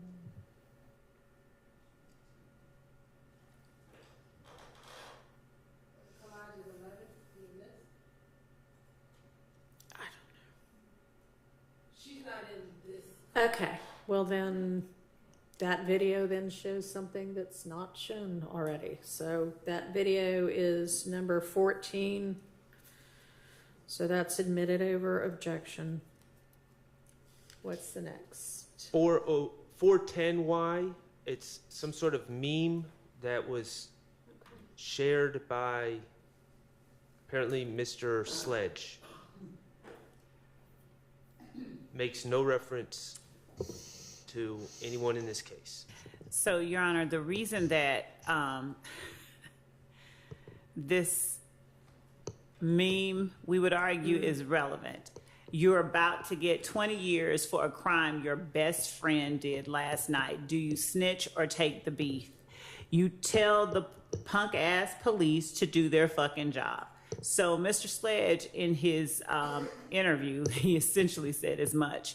On his video that the court heard a moment ago, he intimated as much. But what he's doing in this particular posting is making a public proclamation displaying their belief towards snitching. You have not only Mr. Sledge making that lie to their mama and lie to their sister, get into court and tell the God is on his truth. You have Mr. Williams, who posted a similar video with Mr. Sledge apparently in the background, mumbling, saying, sort of signing on to whatever it was that Mr. Williams was saying at the time. We would argue this right here is more of that, this is who we are. You know, we don't snitch. You let the police do what they're supposed to do, but you don't tell on your friends. And under the circumstances of this trial, especially considering some of the testimony the jury has heard, we believe that this particular type of posting, public posting, is very relevant to explain some of what the jury has seen. Okay. Two things, Your Honor. Yes. First, the state has said they have a video of Mr. Williams saying things about snitching and Mr. Sledge saying things about snitching. So this is cumulative. Also, the state keeps saying they feel this, they're saying this. Mr. Sledge owns and operates, presumably, his own Instagram account. At no point does he make any reference to anyone involved in this case. At no point is he saying he's speaking for YSL. At no point is he hashtagging YSL or at YSL, anything. He's making a comment as an individual on his individual page, and he's really sharing a meme, but I don't know why that's relevant, and it's certainly cumulative when the state just said they have other people. They have him actually giving a statement, and they have Mr. Williams giving a statement. That's already in evidence. All right. This particular assertion, it doesn't just say no snitching. It says you're about to get 20 years for a crime your best friend did last night. So the fact that Mr. Williams has made an assertion that is very similar in nature to the one that Mr. Sledge has made, and then the fact that this particular posting references not just telling on someone, but you're about to take the heat for something your friends did. It's displaying yet another message to the public about YSL and we would argue their willingness to stick together and stand on, their loyalty towards one another. The argument, I don't know that it's so much necessary to say that it's, it would be our argument that he is asserting the sensibility, the way that YSL operates. That's what we would be doing. It's proof. We would argue it's our evidence of the way that YSL sort of. All right, I'm going to promotes sustain itself. that objection on 403 grounds. What's next? 413. Why? Is this the same video that was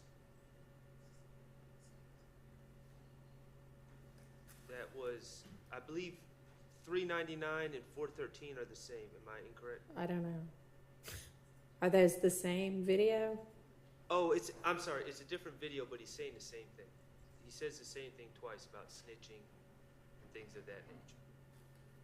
So, do I need to hear what this says? Hey man, nigga getting to tell lies to his kids, tell lies to his mama, but get in the courtroom and tell the judge and God on the truth. Y'all some pussy ass niggas. We call you whole ass niggas trip now. Black.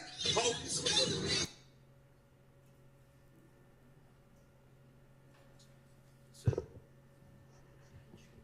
I think it's actually, I think it's the same words. One time he's wearing a white t-shirt, it appears, and one time he's wearing a white tank top.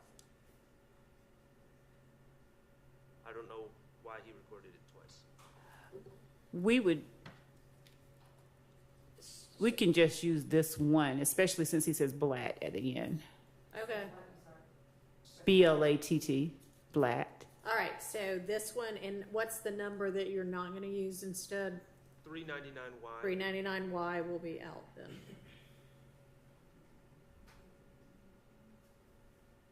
Okay. And Your Honor, the other issue is that posting it multiple times, posting their feelings about snitching multiple times, it is meant to reinforce how strongly they feel about it. All right, so what were the dates of the two posts? I had understood you to say that you wouldn't use the other one, but are you now saying you do want to use the other one? So we would ask, yes, to use both because if one is on July 19th, 2015, and the other one is on, 399 is on July 19th, 2015, and the other one is on March 25th, 2015, we would ask to be able to use both. Okay. Well, I mean, that does show that this isn't a one-time thing. I guess at least this guy wants to reiterate it, so I will admit that then. What's next? 416Y.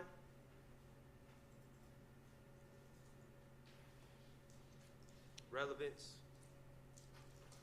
What's the relevance of this? Get it now. Ooh.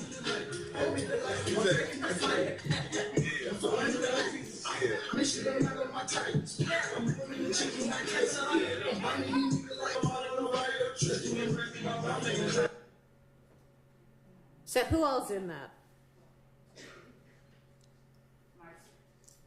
Martinez, Arnold, Diamante, Kendrick.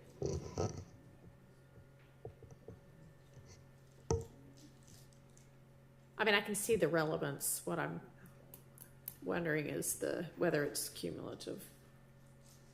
But Arnold and Kendrick, I don't think we've had any, at least in what we've reviewed so far, the two of them. They've both pled together on a count in this indictment. I mean, there's going to be absolutely no.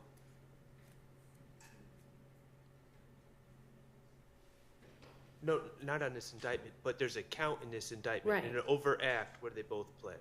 Yeah. No, So- yeah, no, I'm saying we don't have any videos or photos that we've at least looked at today that have the two of them wearing YSL garb together, right? I don't think we have. Okay, well, We have.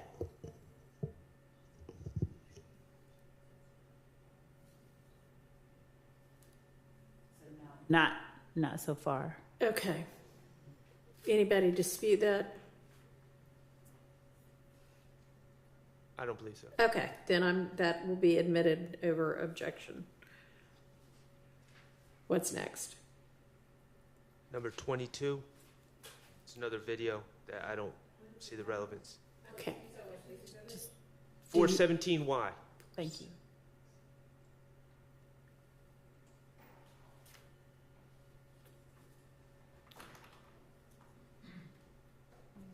Bitch, we out doing a little shopping, bitch. Cause we having this shit.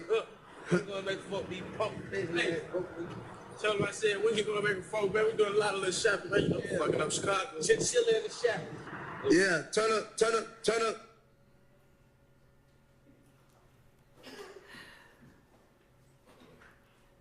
So that was the extent of that.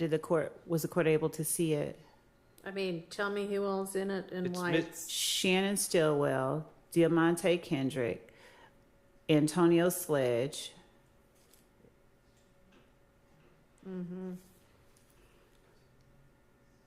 And this is a couple of months after Mr. Thomas's murder. Diamante Kendrick is in the coat that he is wearing the night of Mr. Thomas's murder. And they are still very much associating with one another. One of the arguments that was made the other day by, I believe, Mr. Sharp was he objected to part of the factual acknowledgement of Mr. Sledge and argued that he would have had no basis for personal knowledge of information that had happened on a particular night. This okay, well, this might show that as a foundation, but that's not for the jury, that's for me. So, no, I'm just, as far as relevance goes, it would be relevant for those purposes. We've just seen. The co-counsel is emphasizing that jacket being the jacket that he was wearing. Mr. Kendrick, if we need to rewind it, we can show you. yeah, I saw it. Excuse me, I don't believe that's the same coat. I believe it's arguably similar, but I don't believe it's the same coat. How do y'all know what he was wearing that night anyway? What evidence is in or gonna be in? It's on video. He's clearly walking into a store that's a few 100 feet away from Okay, Mr. and that's clearly him? And so what does it matter that he's wearing the same coat later? It's his coat. I mean, why does that matter? No, just I mean, seriously. in terms of one identification, I understand that the court is saying you can see him clearly on the photograph in the surveillance video, but also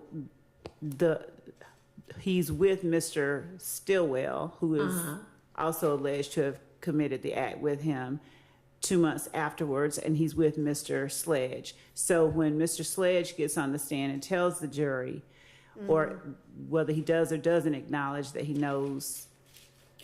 All right, well, so then this might come in as impeachment evidence, but I'm not hearing, like, oh, yeah, no, we never hung out, or we didn't hang out after that night because I was appalled at what they supposedly did, then yes, but otherwise. And also, I think, and Mr.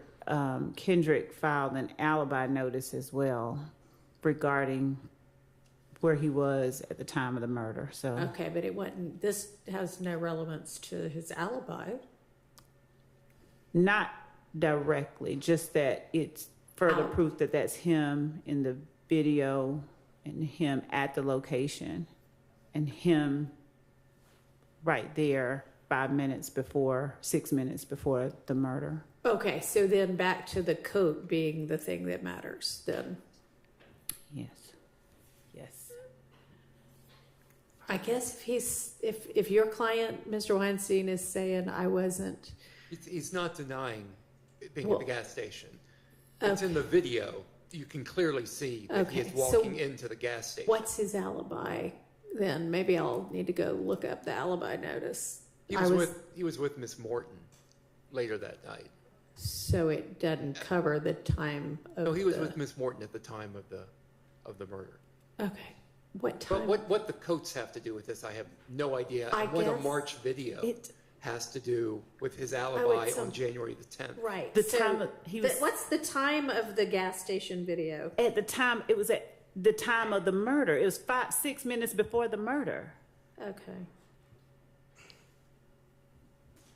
Your Honor, Now, hang on just a second.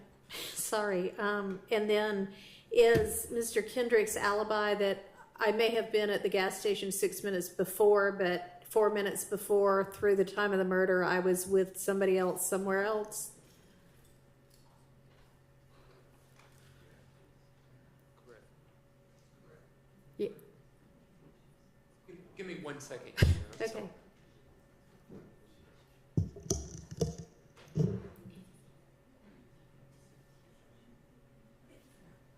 Yeah. Again, there's no denial that he was at the gas station prior to the murder. All right. But not. Okay. So the coat doesn't add anything to that.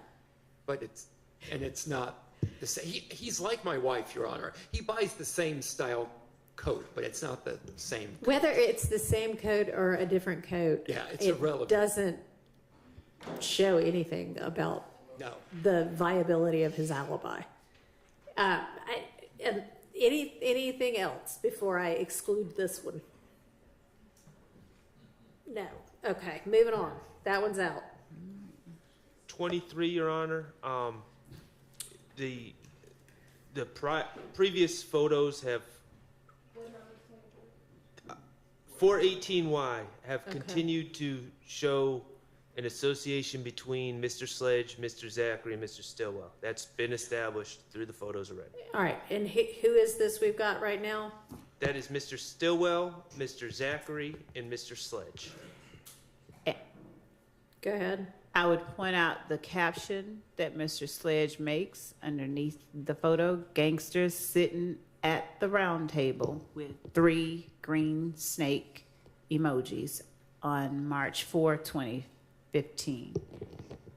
And those same emojis are what justified all these previous. Okay.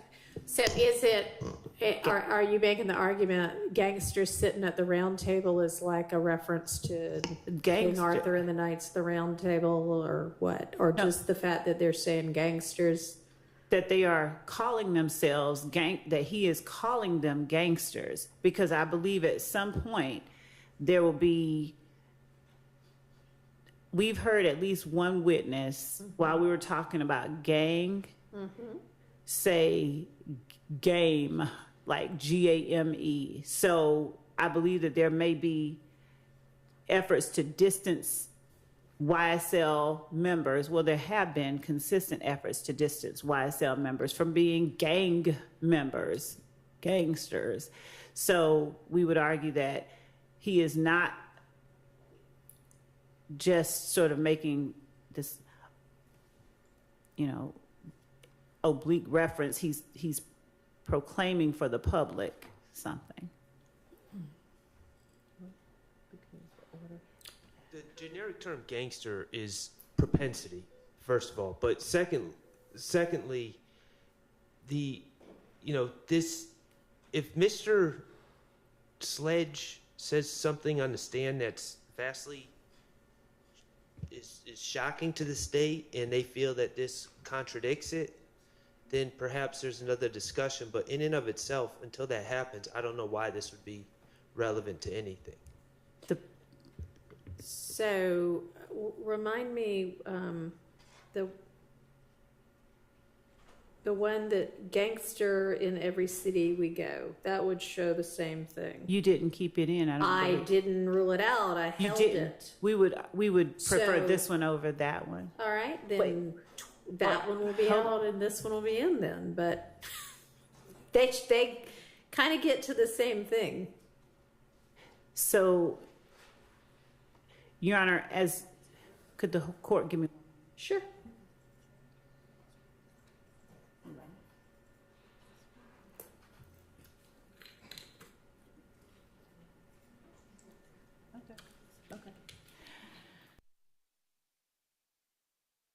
If we're going to choose, we would choose the one closer in time to Mr. Donovan Thomas's death. So Okay.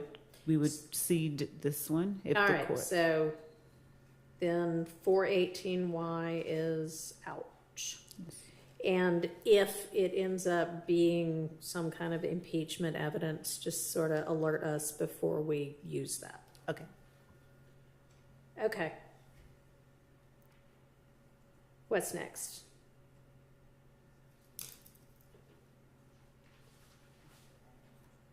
Number 421Y, which is number 26. It's another group photo.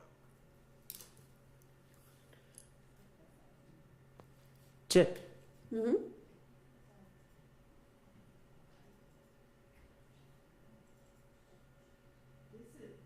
This is a picture that's in our indictment. I believe we may have even already admitted the photograph, but the caption is also part of what is important.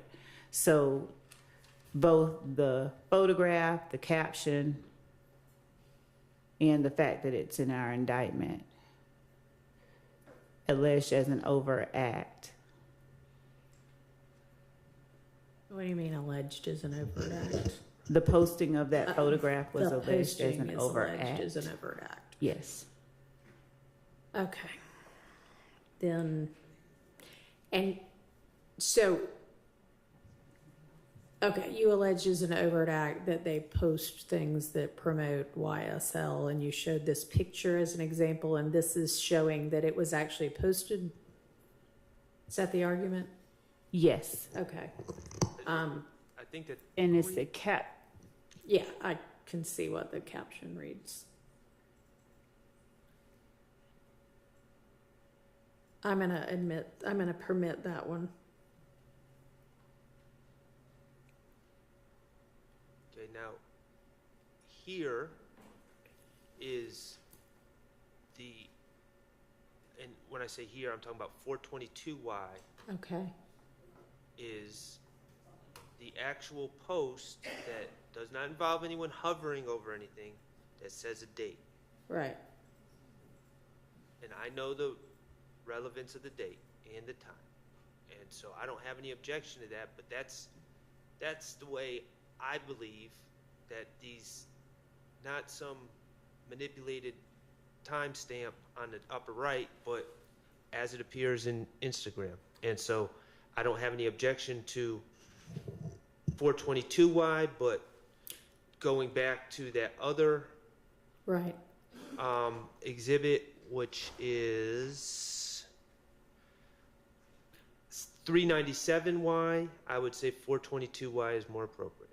Okay, and it actually, you can see down there at the bottom of the post a time and a date. This is exactly like when we were talking about the other day where we had the picture with the pop out of the one we dealt with on Friday. Mm-hmm. We had both the pop out and we had the date and time. When I referenced to the court, we had both. So this is the same situation. So we would be introducing this one, and since it's no objection, we wouldn't have a need unless there's this argument about what date it really was posted to show the other one. Use the other one. Okay. All right.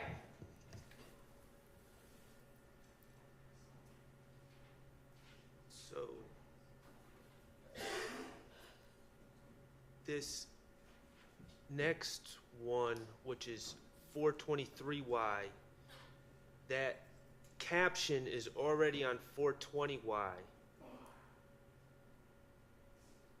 It appears that he's reposting something that some other individual who I don't know who he is, and I have no reason to believe that he's in this case, SMM body count with an X instead of a C,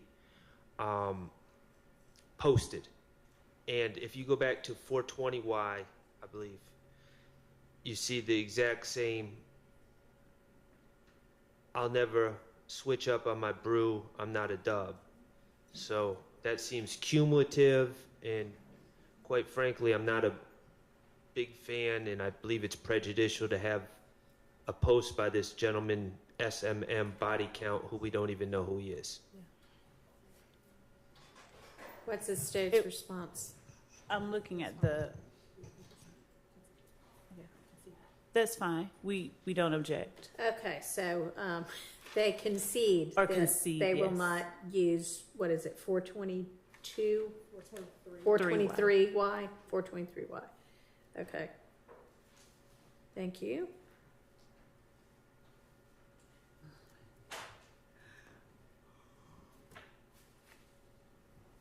Next. So I believe that this is a cumulative, Which one? I'm sorry, 426Y, number 31, photo 31, is a cumulative of the group Hang photo. on, that one doesn't open for me. Too many things open.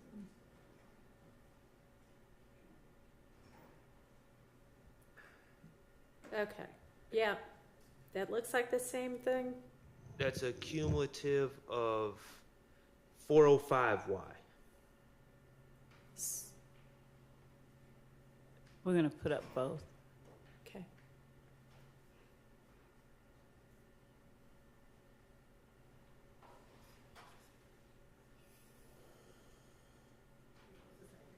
Okay.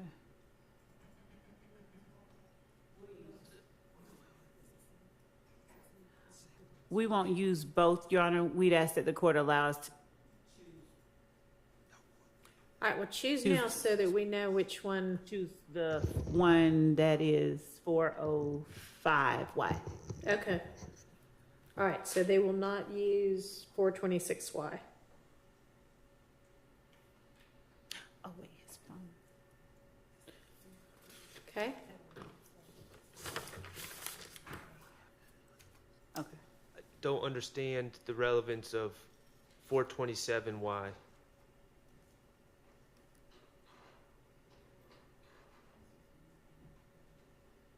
So there's a relevance objection to this one. His, it's that he listed his phone number, and his phone number, by he, I mean Mr. Sledge. Okay. is- So if he refuses to say what his phone number is or was at the time, Or we could then refresh you'll his. use it. Right. Okay. Which you could certainly just use it to refresh his Right. recollection. Okay. So that'll only be in that eventuality. Or if he doesn't remember even after looking at it, then we would have to use it. Sure. too.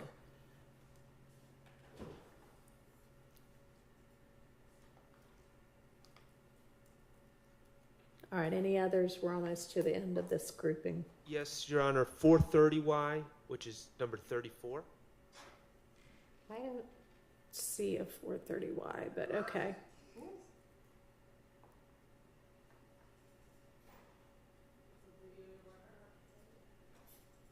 Go ahead. You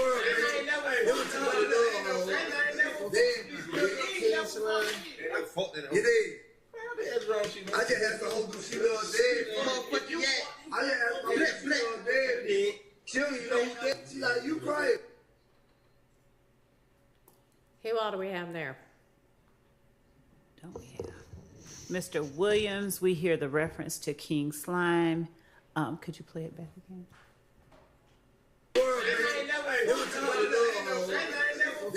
Sledge right there, Mr. Williams right there, Mr. Arnold, Mr. Stillwell, and Mr. Kendrick, I just asked the whole dude she was dead. Darlington, and Kendrick.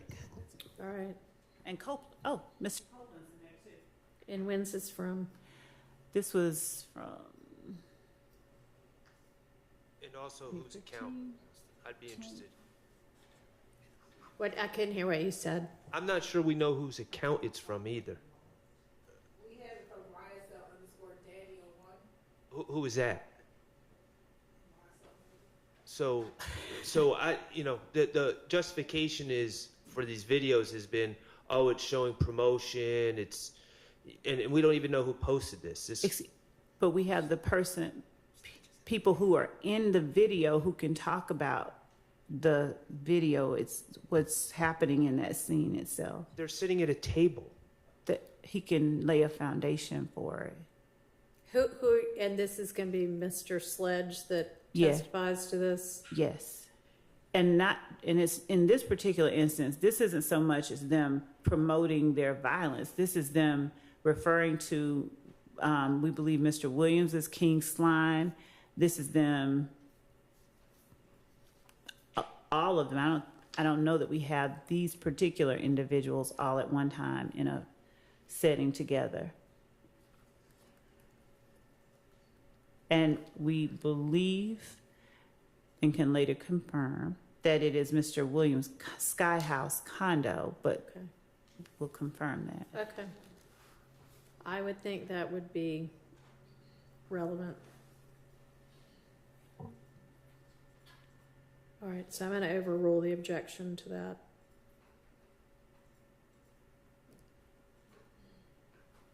What else?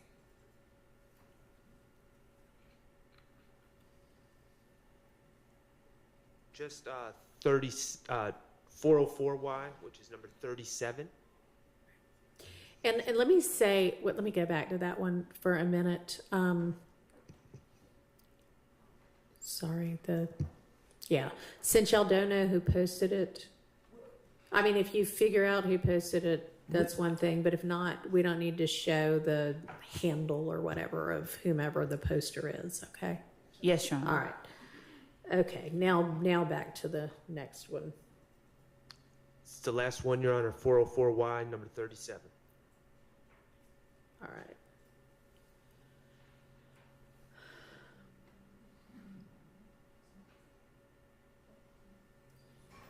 Have we already talked about this one? Oh, this is... Stop putting me on fucking fake pages. Cause I don't give a fuck, man. What y'all say, what y'all do. Anybody want to see want to? I'm here. I don't hide. And I do not run for fuck niggas. You did. So, Judge, this is the day after the Adele Drive shooting Okay. that Mr. Sledge and others were convicted of. What's the objection? I'm going to withdraw my objection. Okay. All right, so that is that grouping of social media.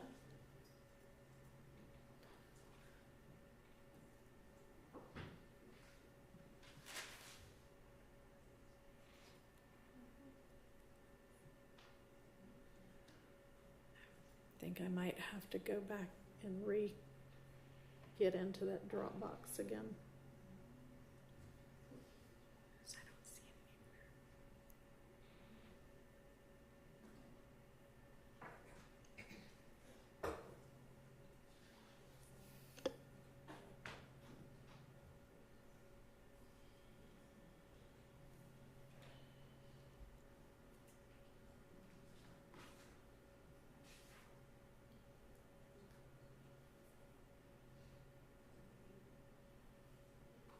All right, the next folder is tattoos, is what that folder is called. Or do we have objections to anything in there?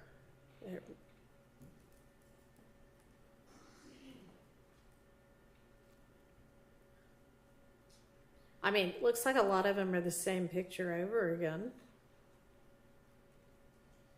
So at least I would think half of them, we don't need the same thing twice. We wouldn't be putting Okay, in multiple pictures of beyond the that, Any objection? I mean, I assume he's gonna testify that all of these are somehow gang-related tattoos, or what? Because if they're just art, then that's not relevant. We're not going to put in all of them, just the ones that reference or pertain to his. And I mean, he'll be here, so we may not Right. even put him in at all. He can just show the jury. Well, I don't think I want him stripping down in court. Not so. all the way. So if he wants to show us what on his forearm, that's one thing. Otherwise, I'd rather let's use the picture, okay? I don't know. I can't get an answer to that. Do you know which ones you're going to intend to use that you believe are relevant to an issue on trial here? That he can't roll up his sleeve and show us?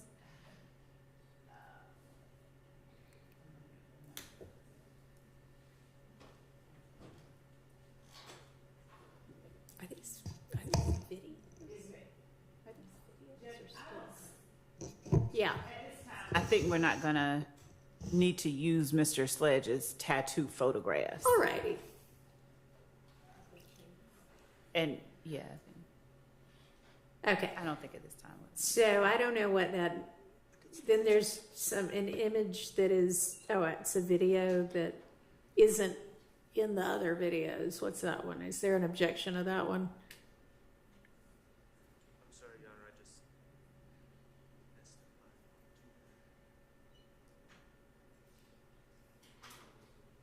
Your Honor, could you direct us to the video that you're speaking of? I mean, so I opened up the Dropbox and, went to Sledge's folder, and then within that folder, Okay, I'm sorry. I just clicked on it. I think that's the video. Is it the image? yeah, 0156, whatever. Yeah. So is that objectionable? No. Okay. Any of the other items in that folder? And they're marked with exhibit numbers.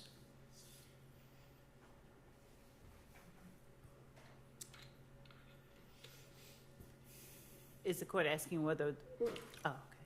I know that the state's position, I assume, is y'all intend to use those and believe they are admissible. So I'm asking if there an objection to them. So, the plea agreement, I've already Okay. spoken about that. Yeah, and so, it's a little more helpful, actually, when I looked this weekend to see what it is y'all are talking about. And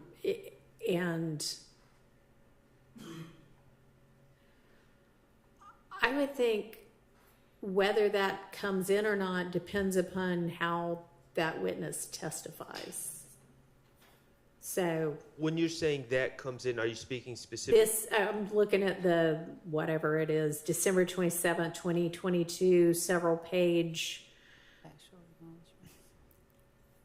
acknowledgement.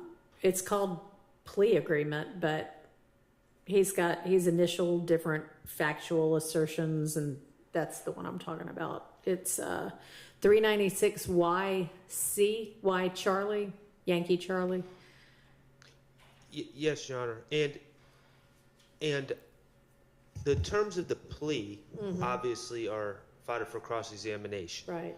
I would concede that potentially, depending on his testimony, statements that he acknowledged that would be inconsistent with his testimony could possibly be prior inconsistent statements. I would concede that fact. So I agree with Your Honor that to deal with the admissibility of the factual acknowledgement section, we would need to hear his testimony. My specific concern dealt with number 8, and just as I had concerns about Mr. Zachary and Mr. Copeland, whether they were in their prior statements, whether they were speaking out of actual firsthand knowledge or if they were speaking out of inadmissible hearsay or rumor or speculation. I don't want Mr.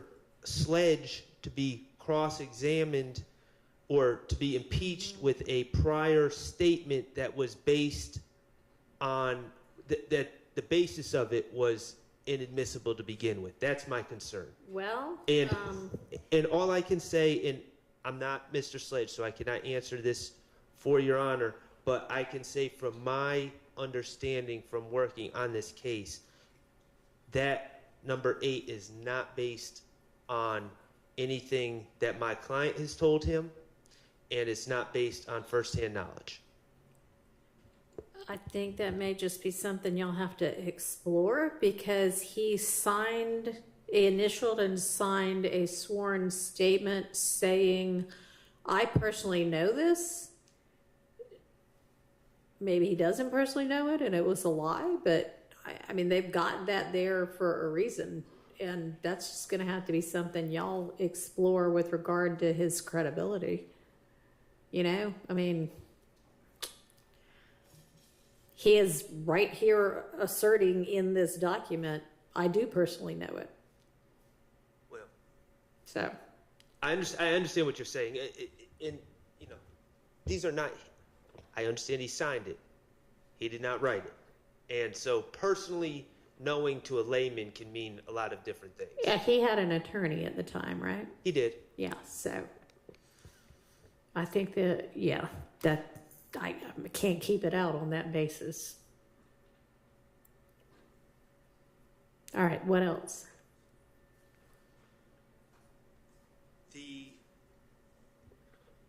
We briefly discussed the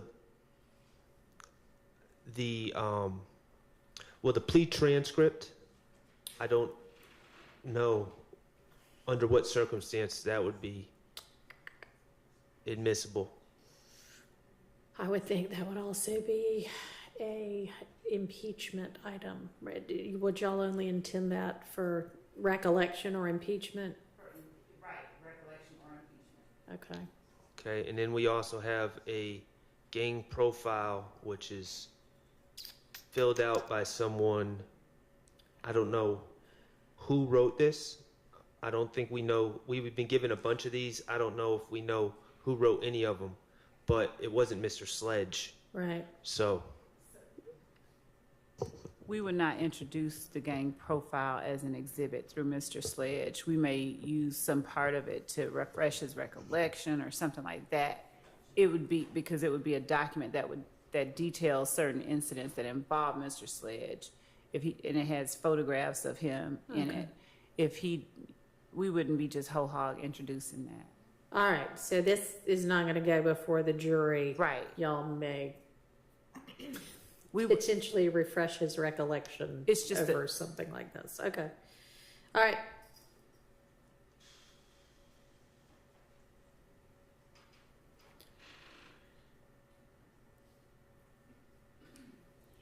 Okay, that takes care of these Sledge exhibits, right? I believe so, Your Honor. Okay, so who do we move to next then?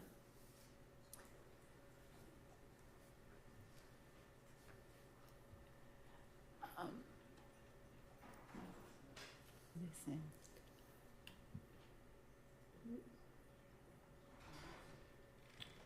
Sorry, I have to keep reopening the Dropbox for some reason.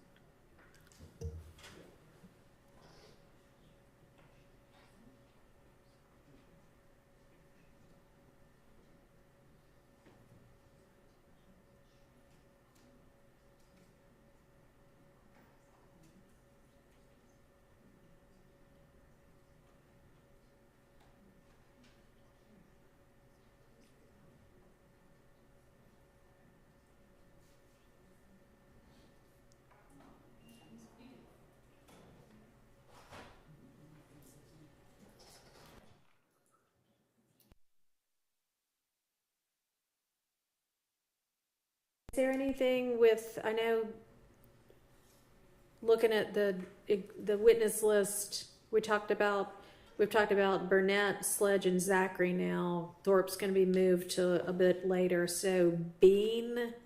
Not yet, Your Honor. There was one that we can talk about that I think merits conversation. Okay. So Mr. Kendrick pled guilty in 2015 when he was arrested with Martinez Arnold in October 2015, where they had the two guns, one of which was stolen. In the plea colloquy, the prosecutor, as a factual basis, asserted that YSL is a gang and that Mr. Kendrick is a member of YSL. And Mr. Kendrick acknowledged that Okay. and agreed to that. And so we intend to introduce evidence of that against Mr. Kendrick during the trial. Okay. We're absolutely going to object to the entry of not only that colloquy, but any plea that reflects a gang charge that Mr. Kendrick pled guilty to. Mr. Kendrick, to my understanding, I mean, that's a decision he's going to make, but I have no expectation that I'm going to have the opportunity to cross-examine him. It was a testimonial statement. He was in court speaking to law enforcement for the purposes of securing himself the best deal possible. And certainly his acknowledgement, admission, or his testimony, I would say, is what it is, out-of-court testimony, or out-of-court testimony as applies to this case, affects my client. A element of this whole case is whether YSL qualifies as a criminal street gang under the law. Mr. Kendrick provided testimony to that that I will not be able to cross-examine.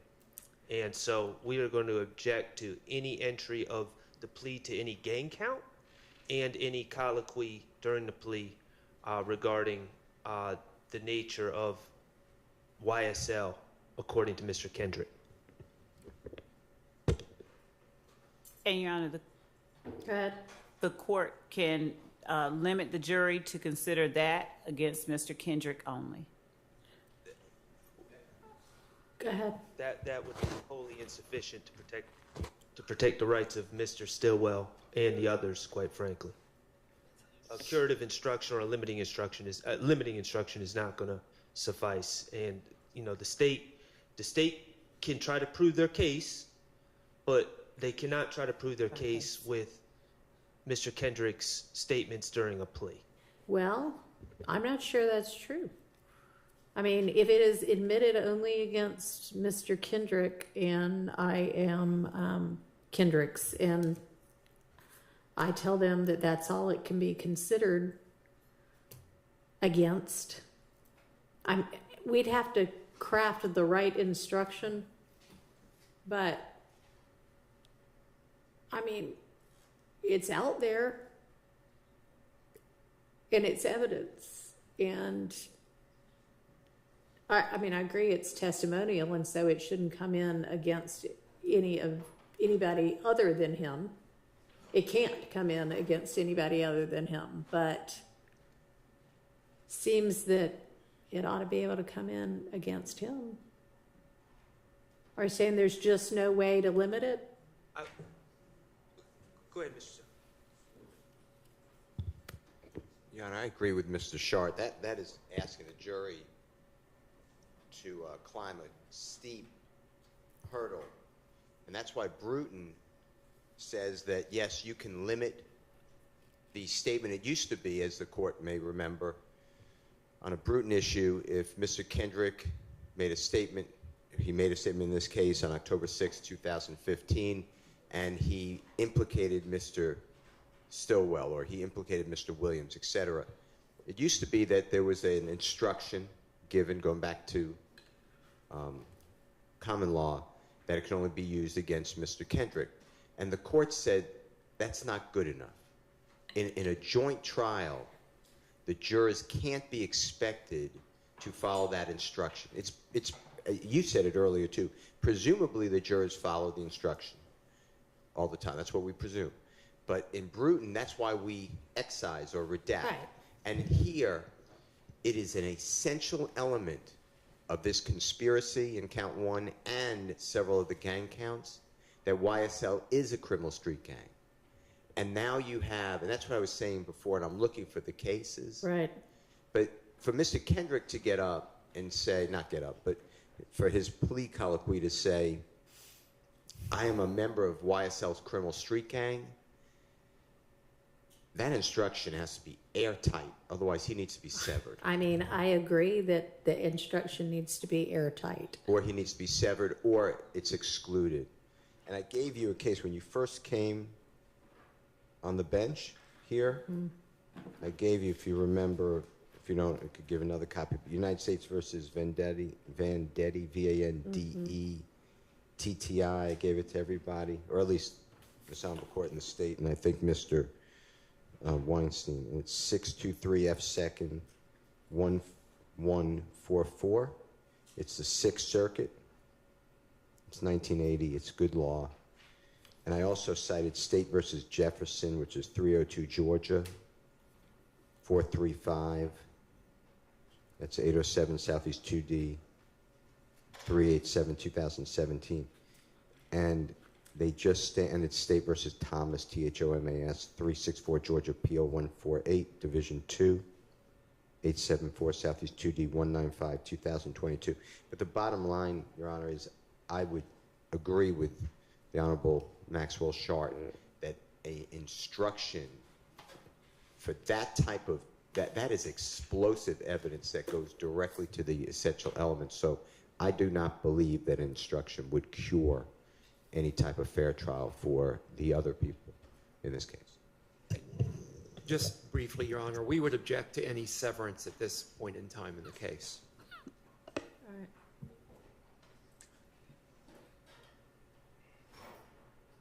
right. I mean, I've read Vendetti, and I don't think that it actually stands for the proposition that you're arguing it for right now. I looked at the other two as well.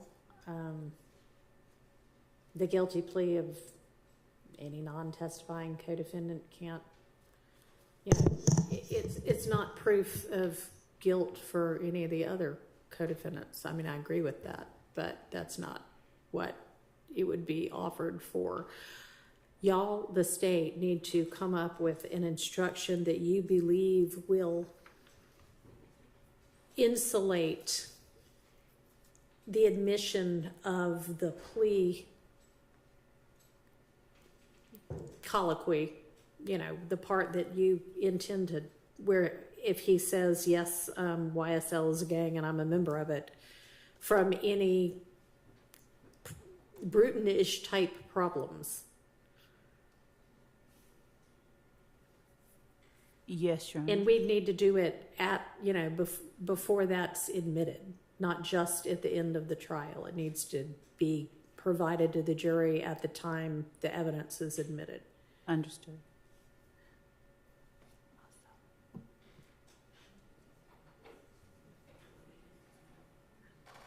But, I mean, I don't think that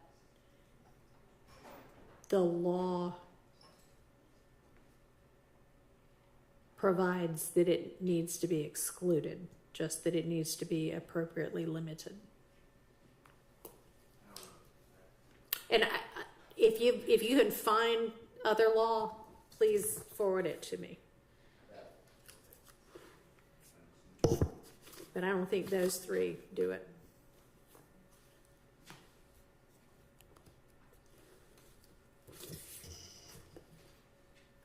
And let's see. So Thomas, give me those two sites again. Just let me make sure I wrote them down correctly. I think you said 302 Georgia 435.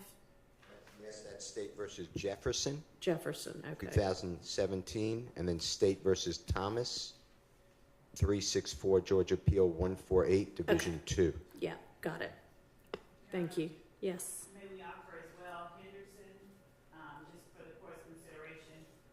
Henderson v. State is a Georgia Supreme Court case decided August 21st, 2023, 317 Georgia 66 at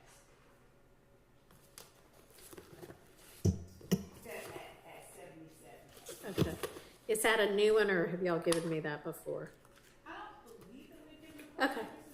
All right, I'll take a look at it. It's gonna be Henderson v. State, 2023, 317, Georgia 66. Okay.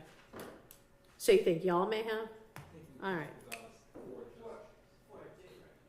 For a different reason. Okay, well, I'll take a look at it for this reason. All right, so we're going to need to do some work on that one, but those are, I think we understand the parameters. Okay, so I don't know what, I mean, thank you, whomever raised that, but in terms of going through what other groupings of evidence we need to look at in this first 30 witnesses. The next witness that is on y'all's list in order, generally in order is Mr. Bean. Is there anything from him that we need to look at? I think, yeah. No? Okay. So no social media from him? I didn't even see him in this folder, but. No? Okay. And then there's Kenya Morton, and there's maybe an interview from her. I don't know if you. Her interview would not come in Okay. unless she's listed as as the alibi witness for Mr. Kendrick. Okay. And we wouldn't be putting in her interview unless it was to impeach her.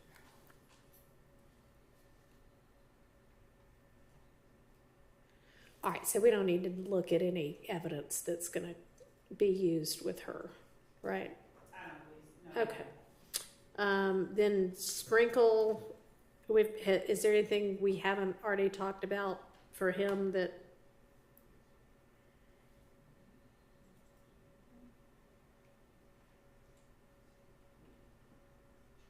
We have. So he's got a folder. He's- If y'all want to open up his folder. Yeah.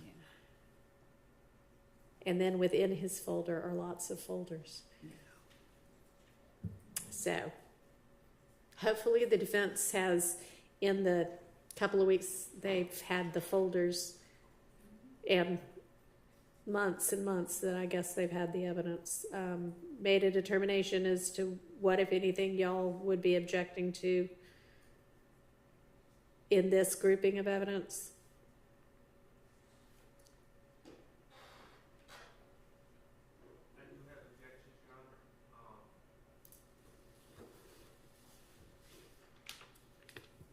I do have objections, but there's a lot here, so I don't. We can discuss certain things as Your Honor sees fit. I will say I do have objections in this folder, though. Okay, well, now's the time to go through them while we have some days without our jury. Yes, Your So Honor. let's dive in. Okay. Where shall we start?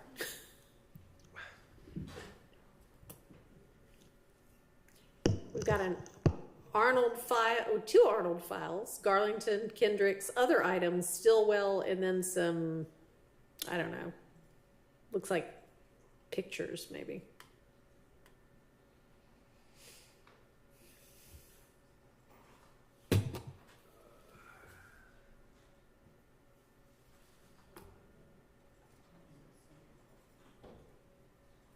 Let me ask this. Is there something that y'all are more ready on, and then we could dive into this tomorrow?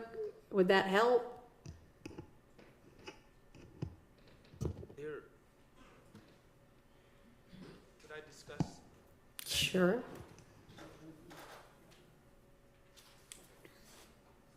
When they're finished, we can make an announcement on the Marquavius Huey motion in limine to get that off of our to-do Okay. list. Well, we'll wait till after they confer.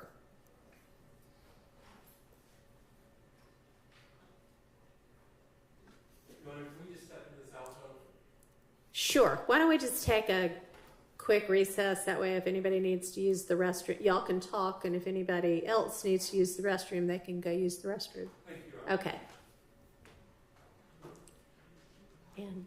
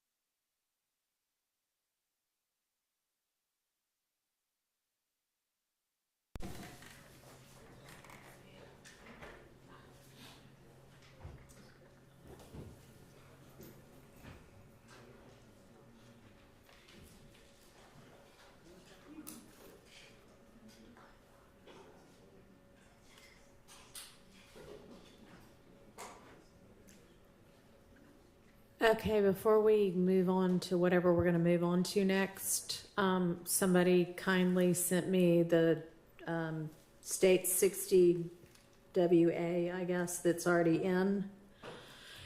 And I've only gotten through about half of it, but so far I don't see how the item number 14 from Zachary's folder, is cumulative of what is shown in that video, and it may be in the part of the video that I haven't seen yet, but can somebody pinpoint for me?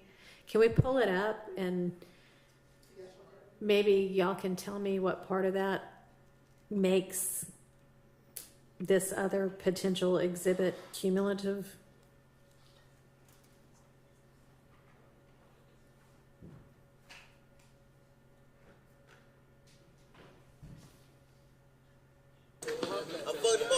Hey, baby.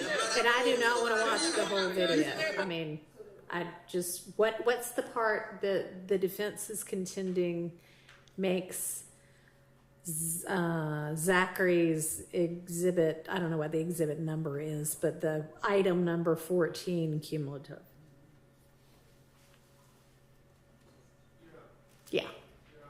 Recollection is, you asked if there was another video that showed the display of handguns and quote unquote gang associated Right. verbiage Right. and things of that nature that tended to show associations with whatever we want to call YSL, Right. using the word slap and slime and things of that nature, and displaying of handguns. And that our point was that the state has admitted, I believe this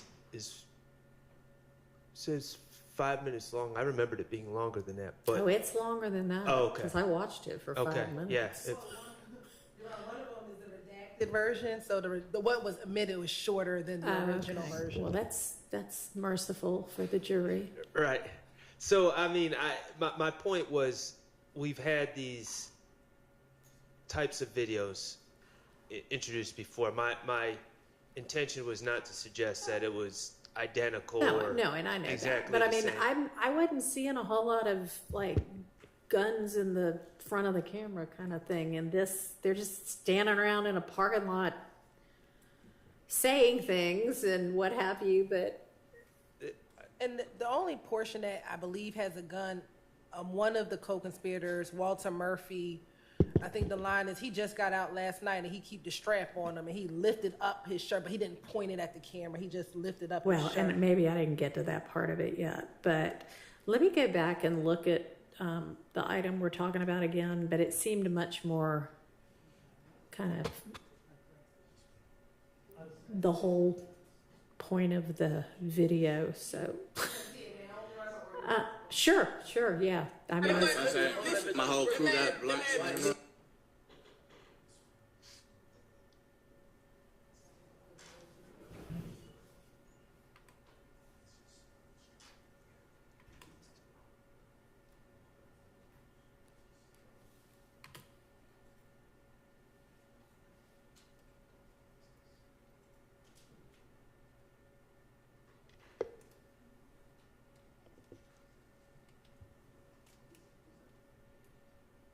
That's why I said little D, bitch. Slime shit.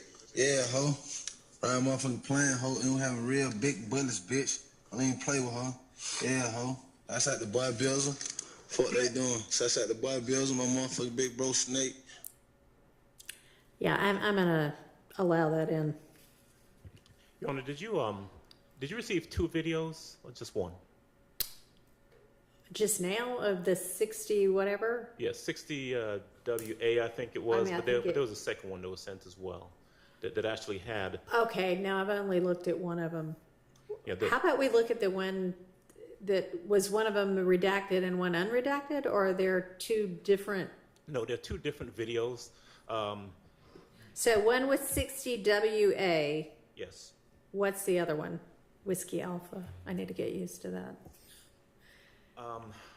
It was a state's exhibit. I don't know offhand All right, hang on. the exhibit number.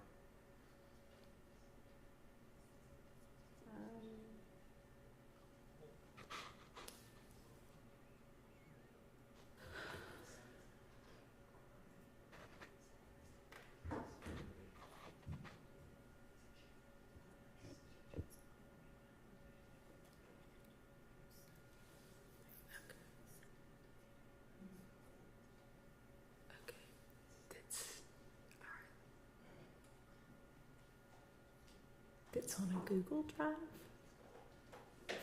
Oh, yeah, no, I'm just now getting that. So, if that went to, I mean, I guess I can pull it up, but I don't seem to be able to play the sound. So do y'all want to pull those two up? Because I guess they're now contending that. Yeah, and just to kind of lay the groundwork a little bit, Sure. Judge, the second of the two videos that was sent show, it has Mr. Williams with a handgun. It has someone named Mondo. It has Buck Buck, the person who was referenced previously, who has a handgun displayed in the video, and it also has another person you've heard the name Fatty outside of a house. It's a shorter video, but it has the images that the court. All right, well, let me take a look at it. Yes. Slide there, man. What you doing? Move, man. Your successful lifestyle. Oh, yeah. Real fucking bleed. Real bleed. Sleep, aka bleeding, nigga. Yeah. Slime shit. And then what mud? You do this every day. You trip. Mistake kitchen. Kitchen, man. Yeah. Fucking yeah. I ain't not talking. Gonna put you on the camera. Talk about it. Yeah. What's going on in the trench, man? What's going on my truck? Yeah. I didn't have baby. Throw it up, baby. Man, throw it up, baby. Thug, nigga. I want to give a special shout out to the nigga. Throw it two guns. My niggas, man. Wipe your nose. Wipe your nose, nigga. Wipe your nose. Yeah. Fine, nigga. Big B. Big B. Yeah. Little baby rolling B. Little baby rolling. Little B. This ain't no industry shit. We live on Bleed. Fucking Bleed. In the fucking trenches, man. Little fucking hater, man. Right now in the trenches. Keep pills. Like you bitches up. You keep a skin over the shit on there, nigga. As you fucking do. Oh. So that nigga not playing. Real man, like that. Step up. You know what's going on with me. Niggas. Real. And we keep fucking there. Not real slime. Keep them on. Fucking there. Live by you, die by it. As you fucking get her back up there. Yeah. Have a little house. Get her back up there. Get her gun like this. You have 1,000 fucking guns. Yeah. Hey, you come out of everyone, you fucking ass, man. Yeah, right there, though. Yeah. Nigga, yeah. See the nigga going there, we finna wipe your fucking nose. Straight like that. Hey, guess what? At the end of the day, nigga with the camera got the pistol too. Let me grab it. Yeah, niggas, the kid thug. Hold on. Yeah. Show y'all we roll like yeah. Real niggas. Yeah.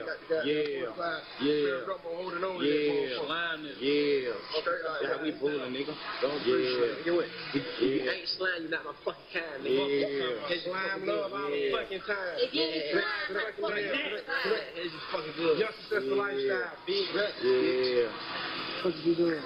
Straight like that, folks. All right. I don't find them to be cumulative, that there's one small part of that where some woman holds a gun. I don't think that that's really the same as what's shown in the item number 14. So I'm going to my ruling stands on that. I appreciate y'all sending those over, though, for me to consider. Okay. So are y'all ready to dive into the items that would come in with Mr. Sprinkle? Or do you want to move to something else and come back to that? That's what y'all were huddling about, I think. Speaking for the group, I believe the preference would be to discuss the state has noticed a number of intrinsic acts. Okay. I think the group would like to discuss that. That's if it's fine. all the same. I mean, we got to get through all of it, so I don't really mind if we do it in a different order. Okay, let's do that. Oh, and actually, Miss Hilton, you had said you wanted to put something on the record about, I think, Mr. Huey's motion limine about I assume it was the one about the photo ID from the deceased witness? Yes, okay. What's your announcement? Your Honor, the state does not intend to introduce that photographic lineup okay. or the interview itself. The state would ask if a photographic lineup occurred and would ask if Mr. Holland was interviewed, but not the substance of what happened with either of those. Right. Okay. Does that cover it? So, Judge, good afternoon. It does cover it, Your Honor. I'm concerned on asking the question of whether or not one was occur would make, I don't know that that would be necessarily relevant, or it kind of implies that perhaps there was one, but we're not getting into it, so I'm not sure the relevance of asking that question. Maybe the state can shed light on that. Sure, Your Honor. I believe that we still have to show the credibility of our police officer conducting an investigation, and so I think that it'll be relevant that he conducted an investigation. That was a part of the investigation. All right. So, Judge, Yeah, there's often an argument that the police didn't do a thorough investigation. They already had people targeted, and that's all this is. So if to the extent that it might go to combat that, then I will admit that over the relevance objection. I will permit that question, and the rest of it, concede should stay out. so they're not going to ask, they'll ask that question, but they're not going to ask about whether or not there was an interview of Mr. Holloman. Well, I think what she said she intended to ask was, did you interview him? Yes. Did you interview him? And whether or not there was a photographic lineup. Are you going to ask that? I would didn't hear think that's not, we should probably stay away from that. I didn't hear it because of the mic. Are you going to ask whether there was a photographic lineup with him, with that witness? Initially, I was, but based on what the court just said, no. Then I'll just ask, was there an interview, and then we'll leave it at that. That would be the far safer route. Okay. Okay, so y'all want to move on to intrinsic acts. Okay. Which ones?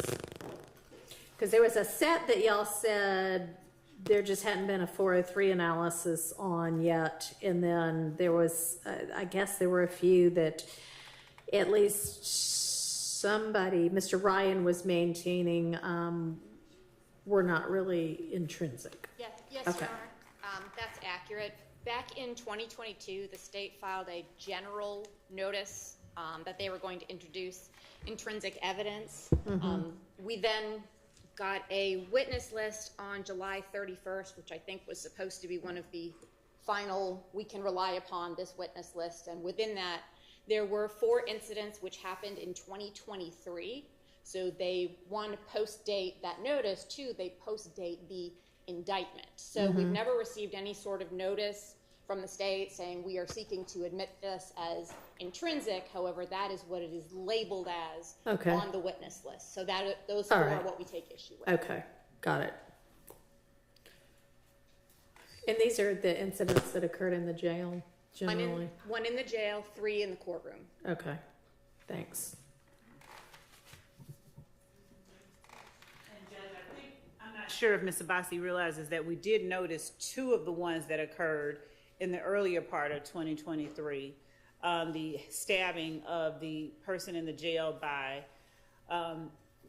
Mr. Ryan, Mr. Blaylock, and others, as well as the violation of the Georgia Controlled Substances Act by Mr. Williams and Mr. Adams. And those 2 occurred on January 31st, 2023 and January 18th, 2023, respectively. The filing that we noticed the defendants of those on was November 6th, 2023. There were 2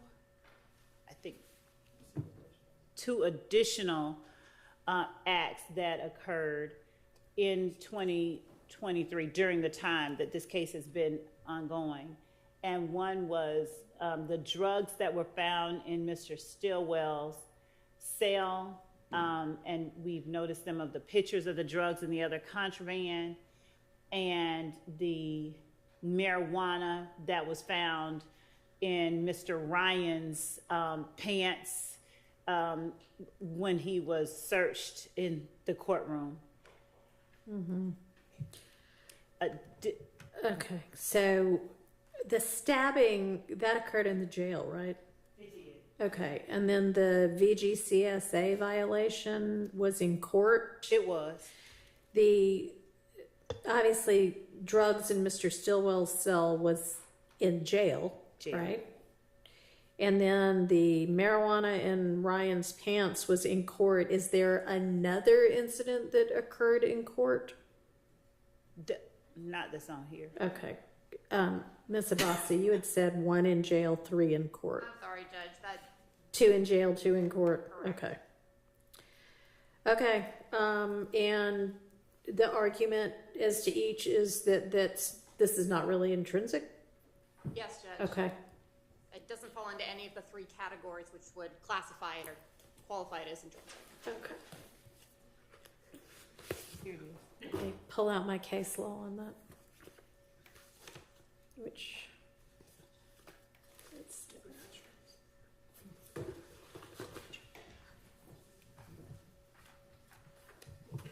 all right.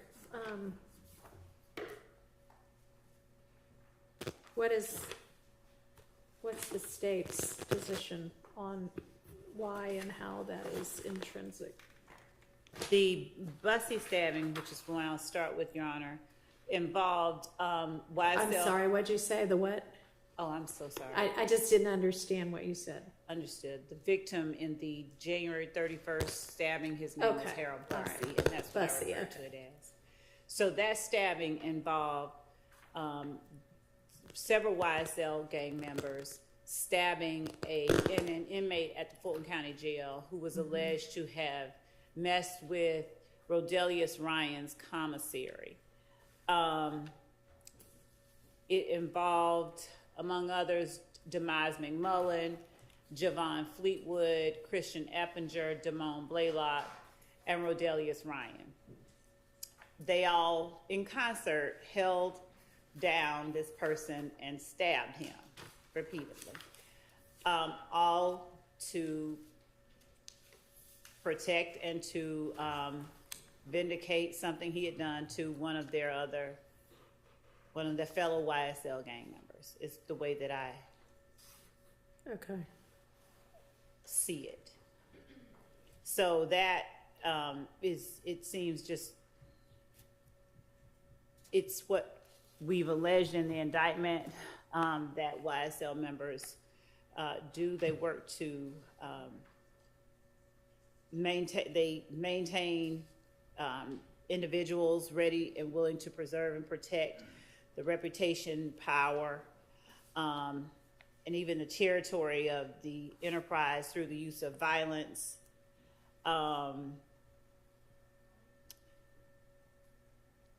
Okay, I understand. With respect to the law, we would cite Johnson versus the State, a Georgia Supreme Court case decided September 21st, 2021, cite 312 Georgia 481. And we cited this last week. The Penn site is 491 to 492.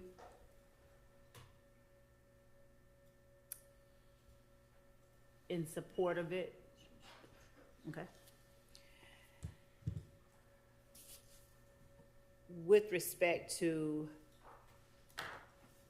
the January 18th violation of the Georgia Controlled Substances Act, this is 2 YSL members on trial for conspiracy to violate the RICO Act through drug distributions, drug use, drug possessions.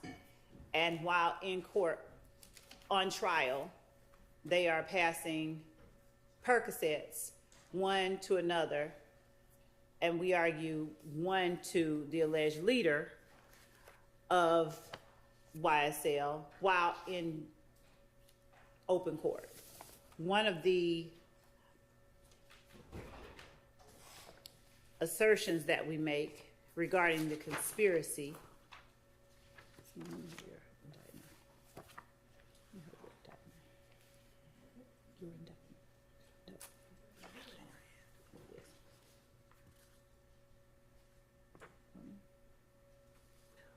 we have contraband in the jail.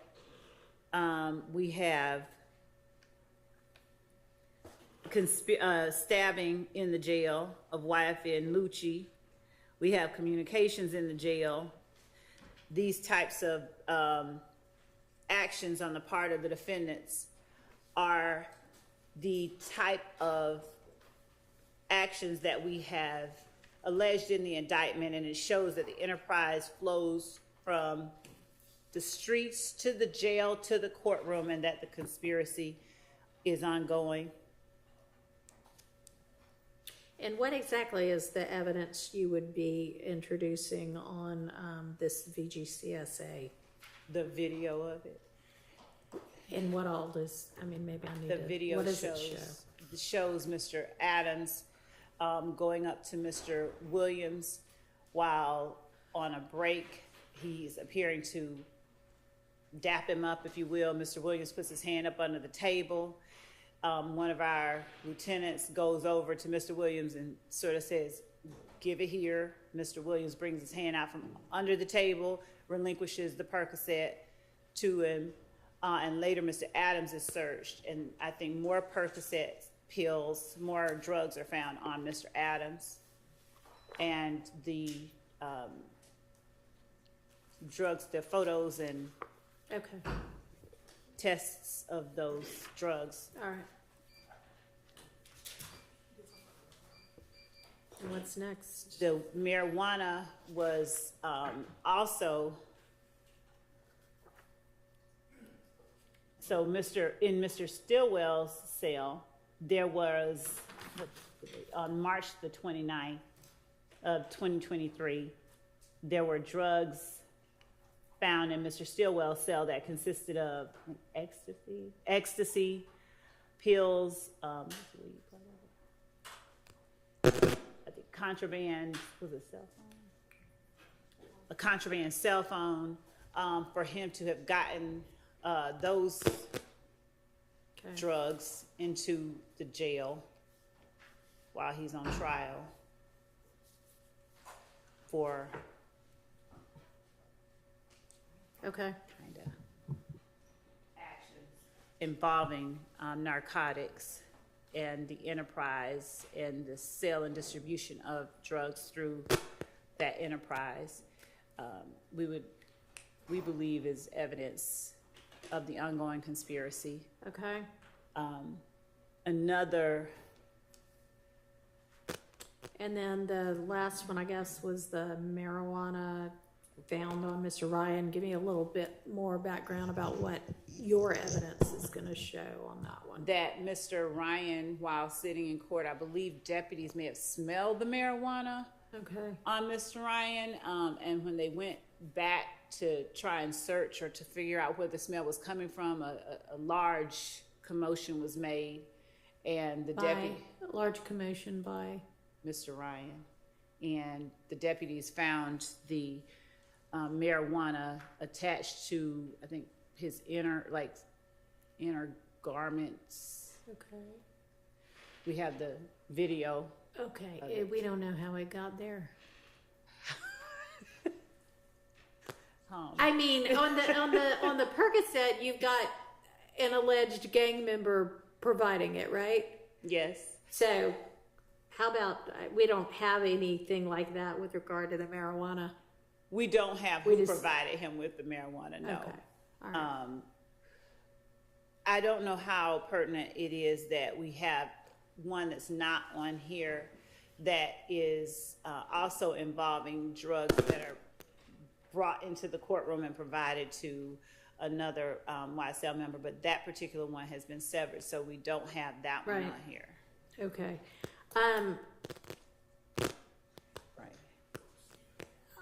I think that the first three that we talked about are, I can see how those would be intrinsic to showing the allegations that, this is a continuing, ongoing RICO enterprise. Mr. Ryan being in possession of marijuana when we don't know where it came from,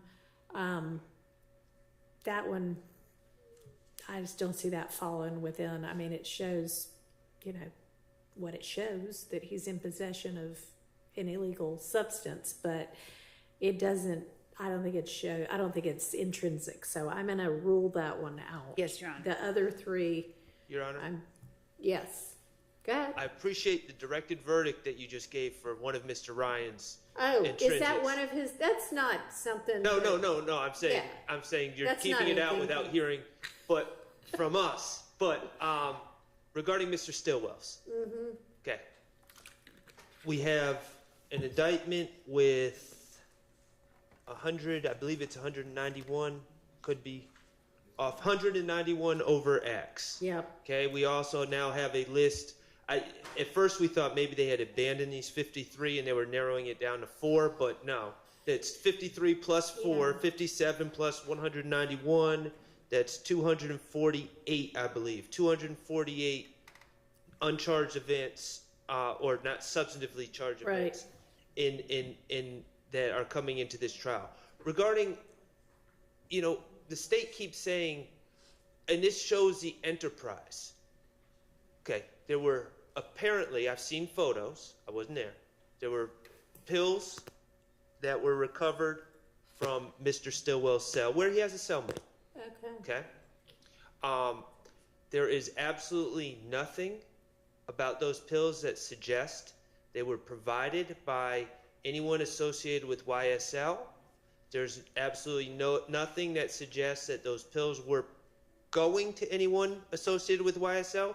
There's absolutely nothing to suggest that any proceeds from those pills were being provided to anyone in YSL.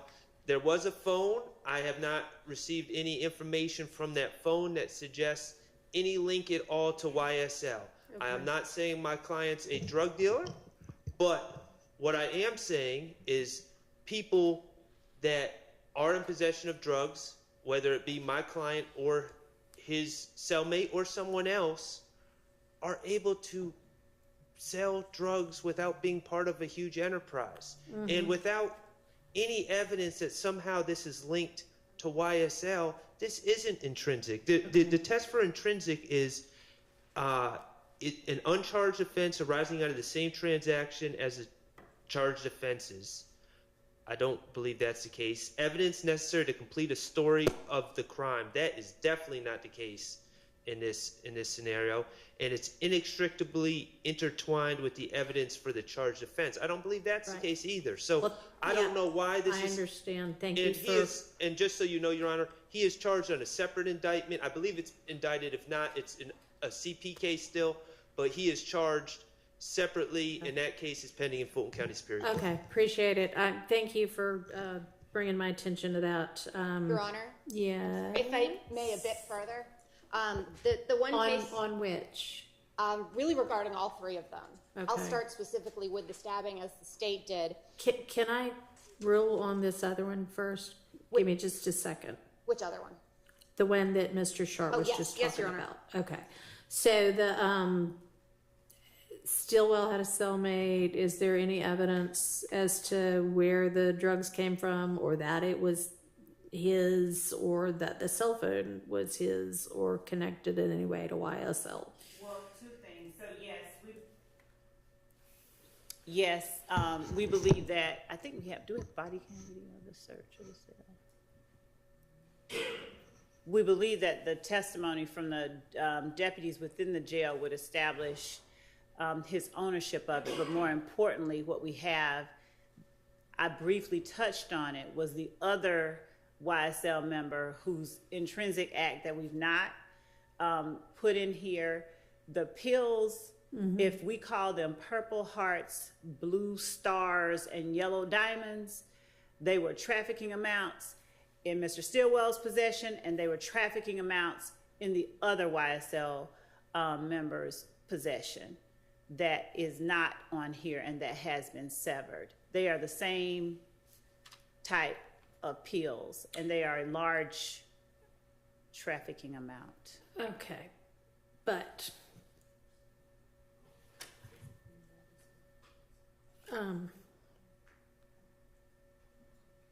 and we know that at least that other one, that other YSL member, smuggled the drugs into the jail, or at least into that area, through the courtroom.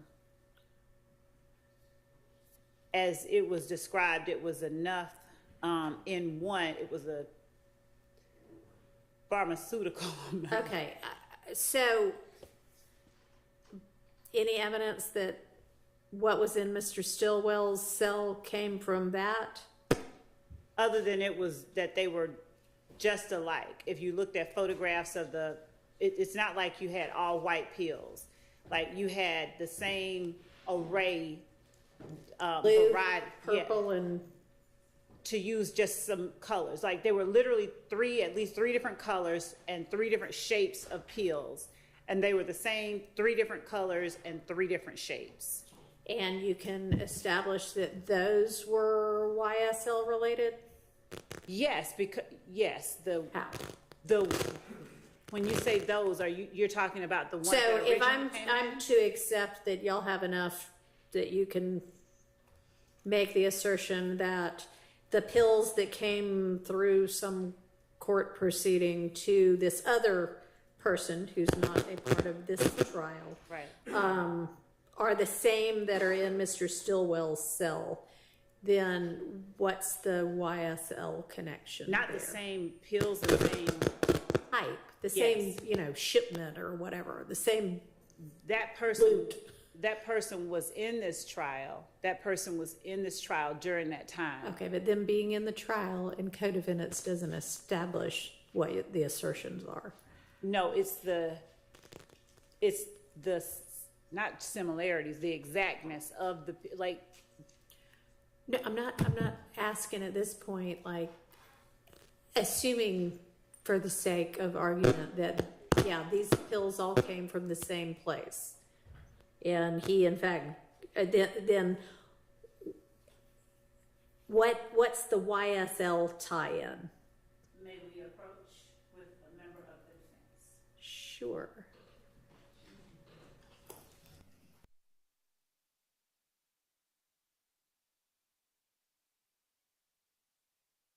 Receivers so we can hear what's going on. I didn't know y'all didn't have them. They're not up here. Oh, yes, you may. Thank you. So are y'all satisfied about, our other bench conference was about the location of that other person? Everybody, I just assumed that y'all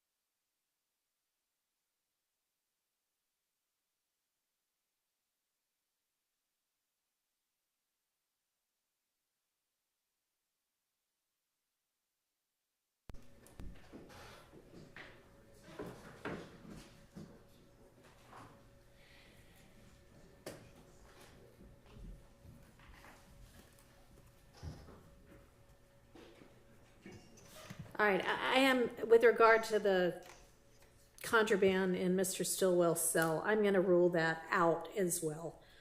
And, I mean, you may have another indictment against him at some point in time, and it would all be appropriate to come in there, but not for this case. So that, now, Ms. Abbasi, what do you want to say with regard to the other two? Yes, Your Honor. Your Honor, actually, the state cited, when they discussed the stabbing, the same case I cited, Brown, which had, as Mr. Shard said, those three circumstances. Uncharged offense which arose from the same transaction or series of transactions as the charged offense. That's actually the topic of discussion in Brown. And in Brown, it was a robbery which happened 1 hour before the charged crime. If the state is going with it's part of the same transaction or series of transactions, then we have a very serious problem with proximity, because the case law is not anything a conspiracy does that happens over the lifetime of the conspiracy qualifies as intrinsic. It has to be closely linked with the others, closely linked with the other charged offenses within the indictment. Your Honor can look at Sanchez Villa versus State, which is 341 Georgia App 264 from 2017. Within that case, the evidence the state was trying to present, the court found all of the cases the state submitted distinguishable. And the same is true here when Your Honor goes through the cases as far as being part of the same transaction or series of transaction as the charged offenses. This, like those cases, is attenuated in time. For ones which do have more time in between, they discuss how in those cases, the defendants in their other uncharged acts were in the exact same role. So in one, it was trafficking cocaine as the lookout. In the uncharged, trafficking cocaine as the lookout. There were very specifics linking them. Were any of these in the Sanchez Villa, either those facts or the cases that are distinguished, either a RICO charge that was involved or a gang enterprise? I will double check because they go through quite a few cases. I'm going to have to look back through all of them. I think the hallmark of it that we get within Sanchez after they discuss all these cases, the evidence in this case, the Sanchez case, is considerably more attenuated in time and space from the events leading up to the charge offense. So it offers little to help the state. They continue on and say that, well, as far as this goes, we're not in a circumstance of completing the story of the crime. This is just expanding it. Yeah, completely. I mean, right, it's a different crime, but it might have been a different thing if they were charged with a RICO count in Sanchez. So that to me is what, if these were just whatever the other charges in the indictment are, then I would say, no, but it's the kind of enterprise nature and the ongoing nature that. And I certainly understand that, Your Honor. I think, however, to say, well, it's part of the conspiracy basically opens the door to anything any defendant allegedly who is a member of YSL does, then automatically becomes part of the conspiracy and automatically comes in simply because it is intrinsic. I think with a lot of this, Your Honor, we're getting close to some due process concerns here. The defendants are on trial for the offenses they were indicted of. That's what they're on trial for. They're not in trial for the enterprise continuing in 2023, that it was still ongoing. That's just not relevant. If the day after indictment, every one of the defendants got together and said, whatever our group is over, and it was completely disbanded and no longer continued to exist. That wouldn't be relevant either. What they're indicted for is what they're on trial for. So here, we're expanding. That's, I think, a lot of what's happening with our social media and other things that I guess the state has found afterwards. They're now being tried for things the grand jury never heard about. And that specifically is a violation of due process. I can supply to Your Honor the U.S. Supreme Court case law. No, I'm with you on that one, and I am very skeptical of the state's argument that any uncharged, not showing up in the indictment overt act that they offer could in any way support, if found, a RICO count being established. So unless I hear otherwise, which I don't want to hear otherwise right now, we'll take that up another day, but that's not our issue right now. But yeah, I think the state's got some convincing on that count. But with regard to whether, it's intrinsic, I want to get it right. I want to follow what the law says about it. So I think that the key issue here is, if we're talking about RICO or we're talking about, a gang enterprise kind of thing. So maybe we could all do a little bit more research on that. I did look at, in the state's original notice, they cited a proposition, I believe that was cases have been in gang and conspiracy prosecutions. Gang and conspiratorial activities have been classified as intrinsic evidence. They then cited a number of other cases. There is not one single case I can find in any case at all where the intrinsic actions come after the indictment, because that's the touchstone of it being intrinsic, that it really is all one thing, that the story doesn't make sense without all of these pieces. And these things hadn't even happened yet. Yeah. So it's not possible that they could be essential. Let me ask you this. If, for instance, and this is entirely a hypothetical, yes, but if this group got together and stabbed this, whatever his name is, Bussy, not because he messed with Mr. Ryan's commissary account, but because he was going to be a key witness in this case. And I'm sure the state, if in this hypothetical, would argue we're trying to send a message that he better not be a key witness in this case. Would the argument be different then? Well, yes, it wouldn't be. They wouldn't be trying to admit it as an intrinsic act. It could be a crime in and of itself separately. No, we're not talking about then they get separately indicted. We're talking about they're in the middle of this trial. This happens.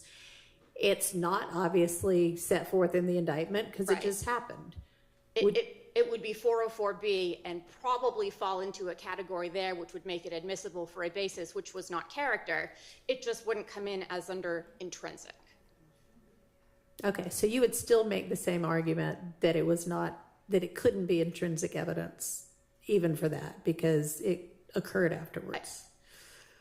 Based on the definition I've seen of intrinsic, I don't think it's possible for something which comes after to be necessary to complete the story, unless the story wasn't complete at the time of indictment, but that's fundamentally unfair to try them for something which hasn't happened yet. Okay, they're not being tried for it. Correct. But okay. Based on your All right, example. well, y'all try to find me some more on-point law on both sides, please, if you could. So maybe that'll be my preliminary ruling, subject to revisiting, okay?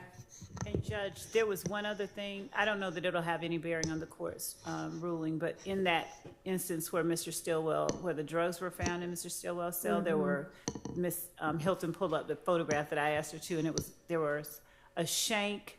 Would you pull up that? Is the shank inscribed YSL?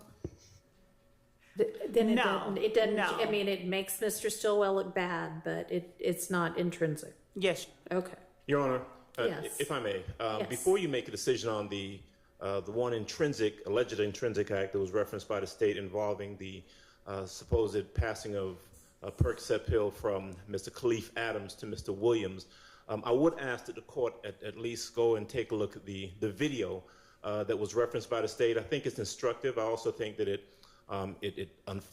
fortunately for us, paints a different picture than was recited by Madam Prosecutor. I think the events did not occur in the manner that she referenced. I was present. I was sitting right next to Mr. Williams. I think the video will show something being passed to Mr. Williams, not him hiding his hand underneath the table or bringing it out and then giving it to the deputy, or the deputy saying, give it here. It didn't happen that way. And I think that goes into the analysis of exactly what happened. All right, why don't you just tell me what you recall or what you think the video shows? Sure. What I recall, and what I know happened, because I was sitting right next to Mr. Williams in the front of the courtroom, is that there was a break. Mr.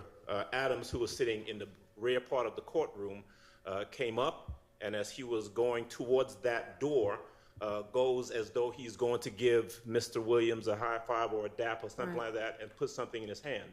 There's a deputy who's standing about 2 feet in front of Mr. Williams. Mr. Williams looks surprised. Mr. Williams has it in his hand and puts it down on the table immediately. There is no putting hand under the table to try and conceal it.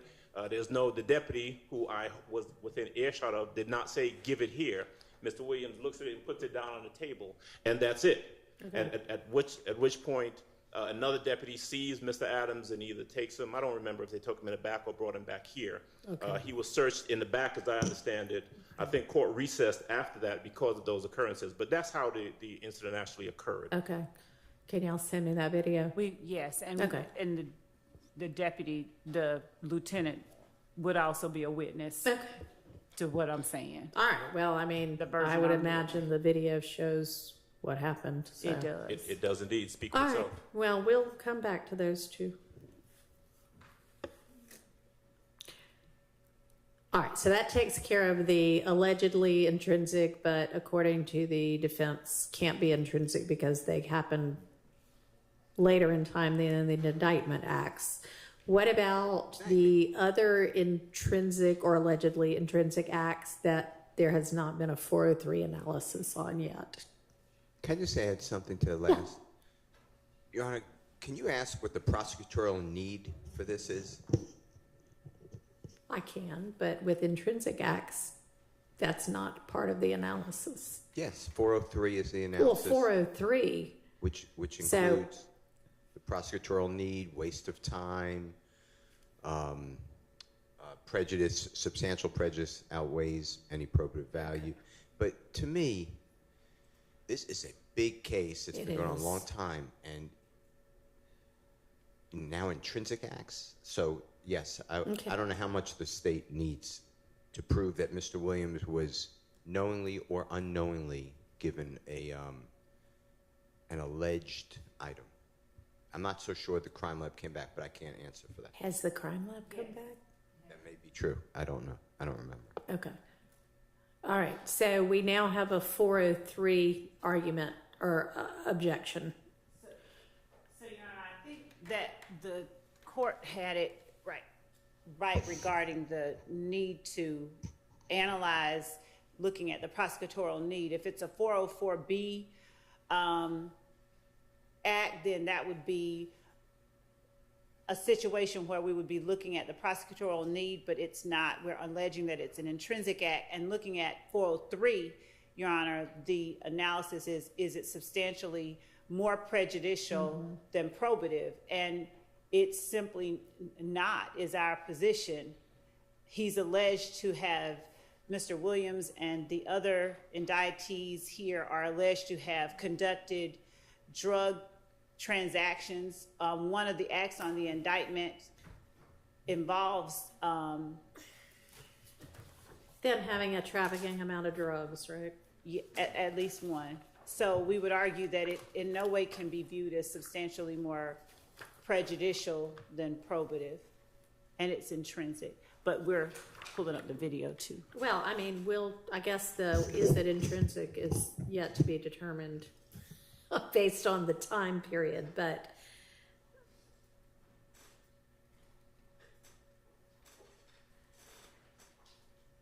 Your Honor, this is not really my argument, but I have got to weigh in here on this issue. Yeah, thank you.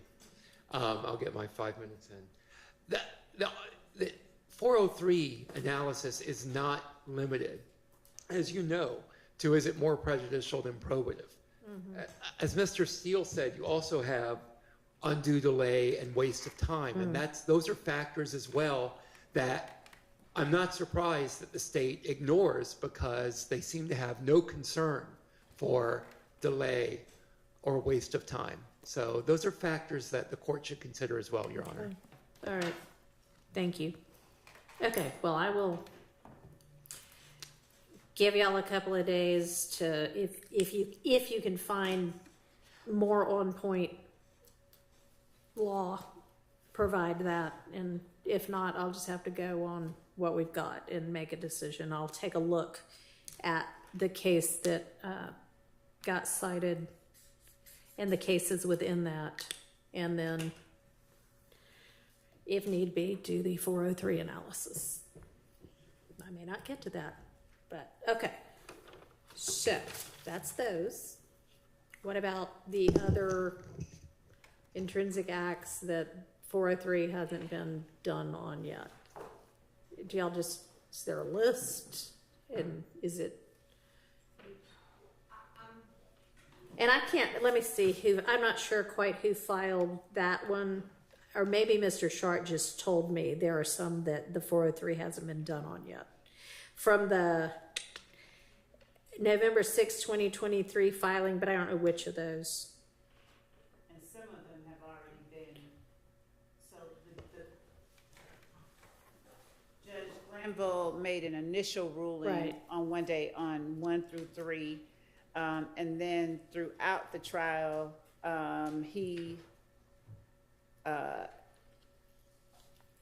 we dealt with and admitted evidence on number 4.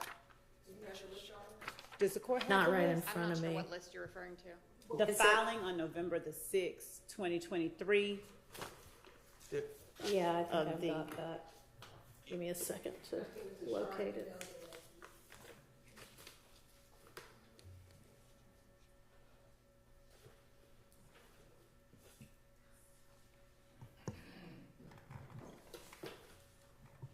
Okay, yep, I've got it. So, Your Honor,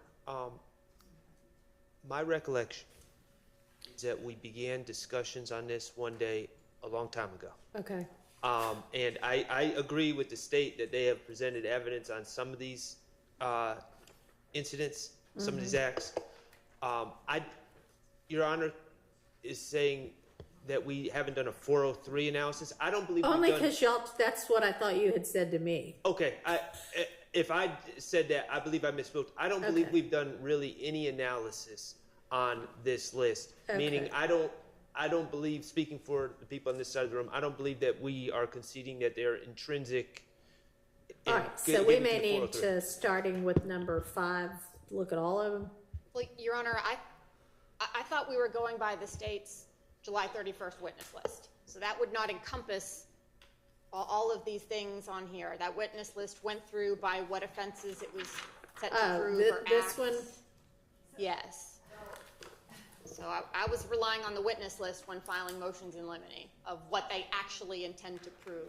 I thought that was the whole purpose of.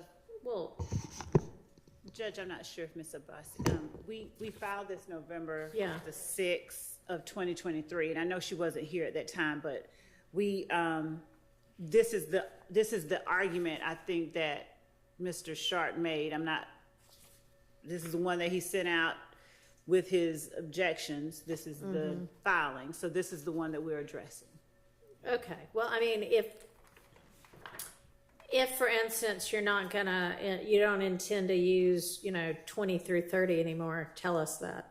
If you still think you intend to use every one of them, tell us that. A lot of them have already been completed, and Okay. there's already been All right. testimony on a lot of them.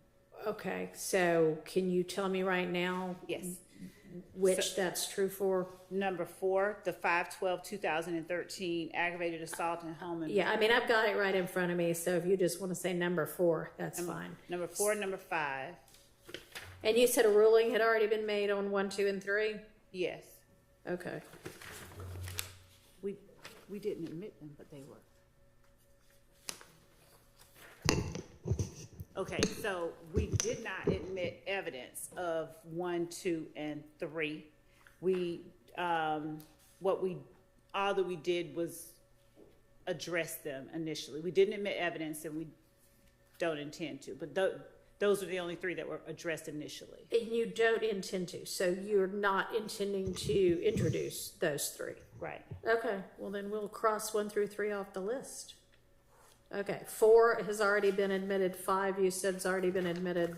Right. Now what? Also, as it relates to 7 is one of the overt acts listed. The reason that we included it here is that Shannon Stillwell's name was not in the indictment itself. Okay. On that overt act. The same as to number 8. What? I said the same as to number 8. Okay, so those are listed, those acts are listed as overt acts, but Mr. Stillwell is not listed in the indictment when Right. you're talking about the overt acts. Okay. Correct. All right. What about 6? 6, actually, we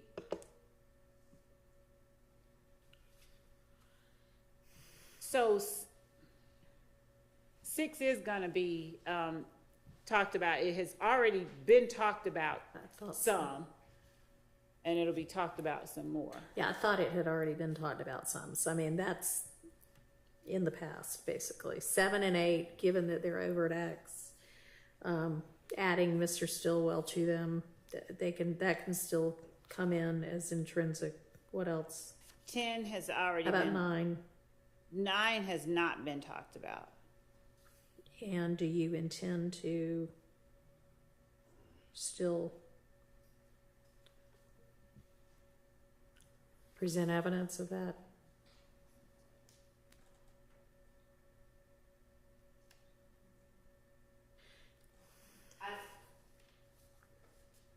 I mean, you do at some point need to streamline your case. So,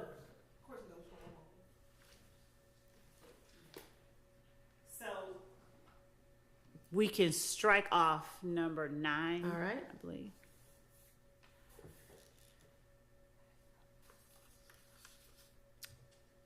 Ten and 11 have already been alluded to, and in fact, 11 has been discussed by the witness who's currently on Okay, the so stand. those are already in. Yes. And I think that the court at first asked me to tell the court which ones that we had Well, already. you know what? Why don't we just walk through them the way we're doing now? Because you might decide on some other ones that you don't need those. All right. So Hill Street there will be testimony given on that through Detective Dennis. Okay. And Oh, who's he already involved in talked that? about it. Ms. Hilton Okay, is reminding so me. that's already in also. Okay. Number 13, a witness has already talked about. Okay. Mr. Copeland on the stand. Number 14 has already been testified about. Okay. We've taken off number 15. Okay. Number 16 has already been testified about. Number 17 has, we've already presented evidence on. Okay. Number 18, we've already presented evidence on. Number 19, we intend to present evidence on. All right. And tell me, is that like part of the gang rivalry leading up to Mr. Thomas's? I mean, I'm just looking at the date for that, or why is that intrinsic? Why is that a part of the whole story? Already. We've talked about it, or y'all have talked about it. She's right. We did. I'm not aware. The aggravated assault at Trestle Tree on the 8th. What case is that? The aggravated assault at Confederate Court. I'm aware of that, but Through Detective Dennis. I believe that when he gave, I'll have to go back and make sure, looking at our,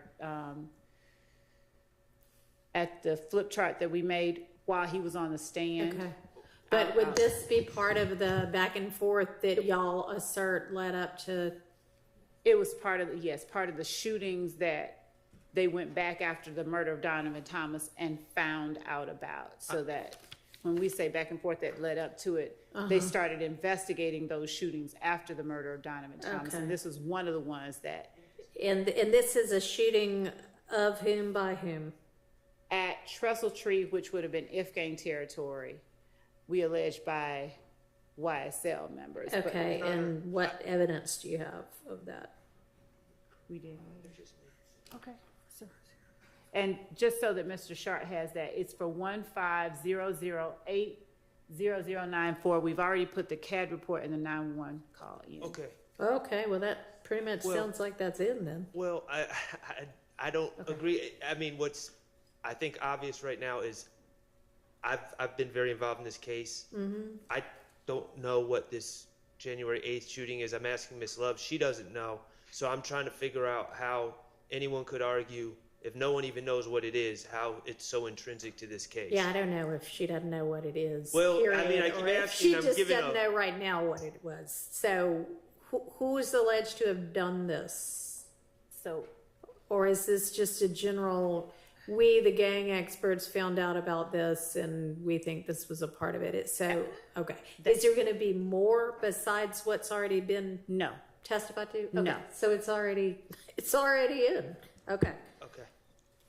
Number, what number? 20. 20. We have already heard testimony on this one. And that's all we're going to hear as to Yes. that? Okay. Yes. And we've already heard testimony on 21 All right. and 22.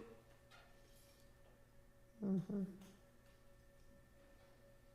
We're not introducing 23. Okay. 24, we've already heard testimony about, and we will hear more. This is actually where we got that video from that we mentioned. Mr. Sledge, that's in the folder for Mr. Sledge. Mm-hmm.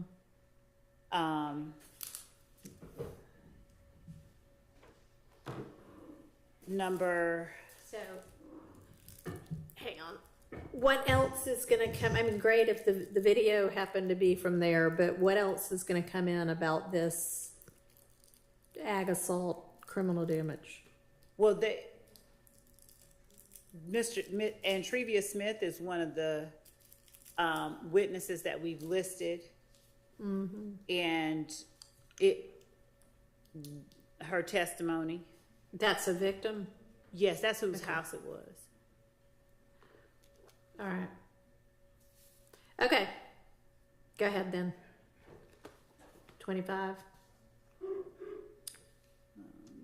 This is January the 28th.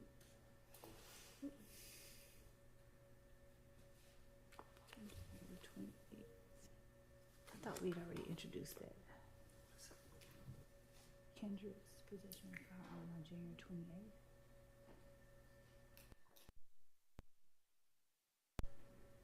$15.02.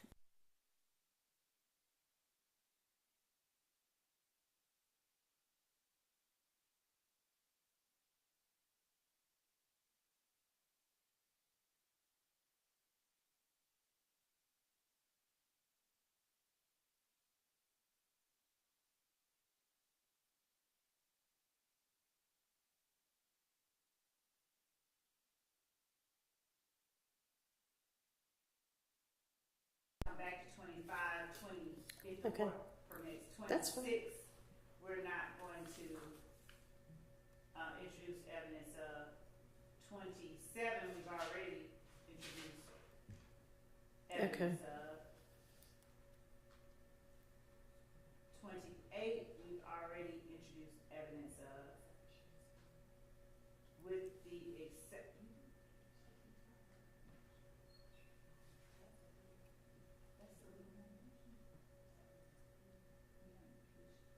So 28, Ms.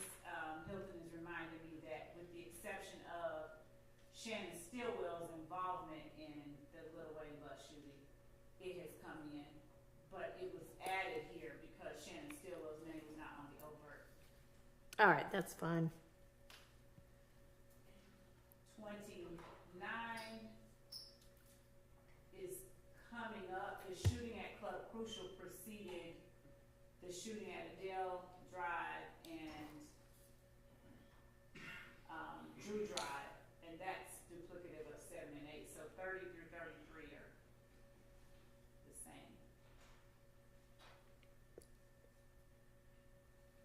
So, I'm sorry, 30 through 33. Yes, I was saying 7 and 8 if the court would just. Oh, okay. So they're just listed on here twice, basically. Yes. Okay. 34 is already. So I can just cross off 30 through 33, right? Because we've already covered them. Okay. 34 has already been testified about. 35 has already been testified about. Okay.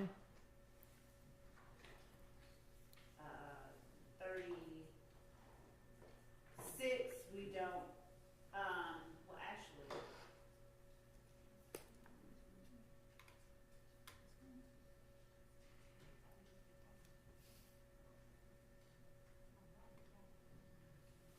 I'd ask the court to allow us to come back to 36. I believe that there a ruling may have been made on that Okay. previously, adverse to the state. Right. I want to check and make sure of that.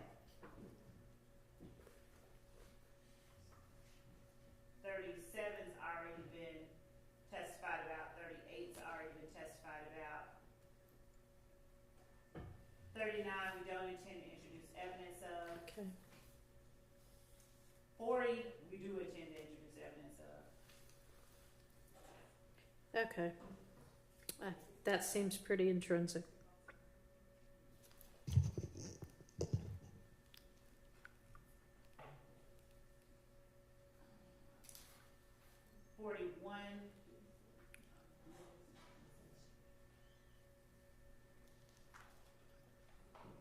We were taking off 41, Mr. Mender has been severed.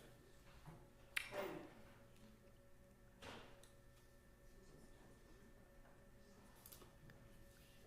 Oh, Judge, I apologize.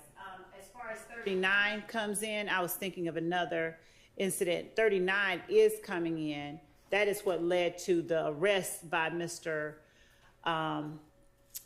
of Mr. Kendrick and Mr. Arnold with the firearms that Mr. Kendrick entered a guilty plea to that involved his plea colloquy that we spoke about earlier.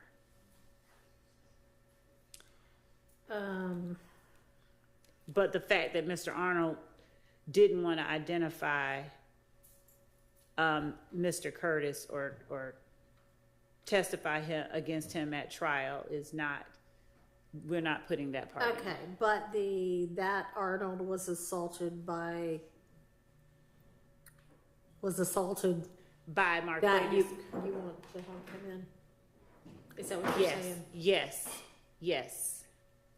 That is what led up to the arrest of Mr. Kendrick and Mr. Arnold. They went to retaliate.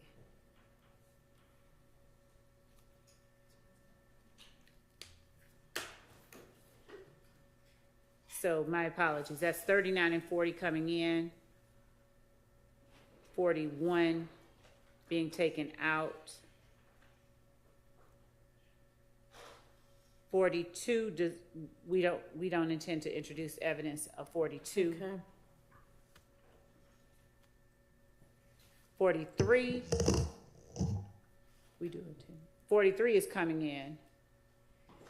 Well, we intend to introduce evidence of 43. That's tied to the armed robbery that he's alleged in the indictment to have committed.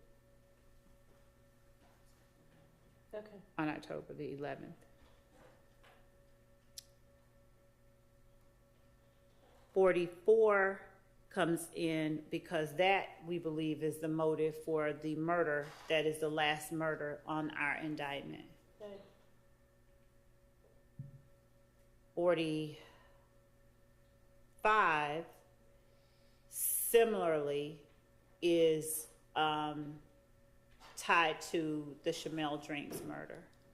So we would argue and would ask that that be allowed to come in. 46 as well is tied to the murder of Chamel Drinks. Right. As a matter of fact, 47 and 48 and 49 are all tied to that murder.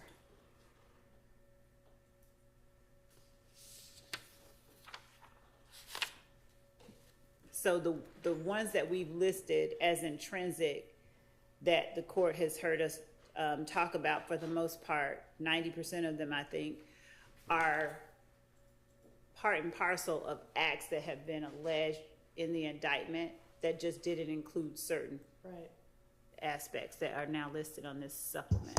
All right. Yeah, I mean, there's not a whole lot. Well, what about 50 and 51? Those are the ones that we just talked about. Okay. All right. So other than those two, I mean, honestly, most of it already has come in, or is like, I don't think even arguably not intrinsic to the rest of the crimes and overt acts. So I think the rest of these, not 50 and 51, but the rest of them, unless y'all got some kind of a 403 argument to make, those seem appropriately in.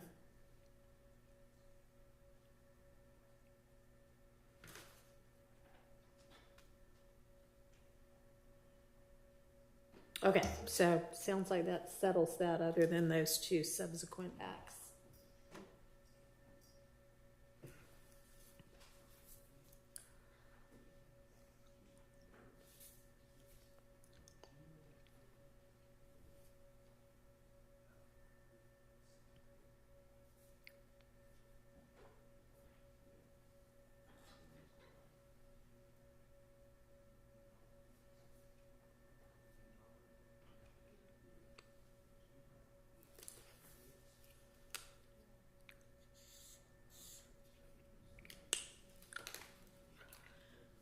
All right, with regard to the, I think I already asked y'all to do this, but the Bruton portions of Mr.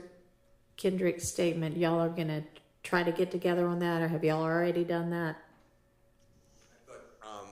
I thought it was agreed that because I listed out what I believe are redacted portions, and I gave the timestamp on the actual interrogation, then the state can say we disagree or we agree, we could get together. Okay, but that hadn't been done yet. Y'all still need to do that? Right. Okay, well, that's something I think we might get to tomorrow. As well as we were just served by Mr. Williams a bucket of exhibits. I think he wants to introduce with somebody at some time. Okay. Through a Dropbox link. So we could probably discuss those this week as well. Okay.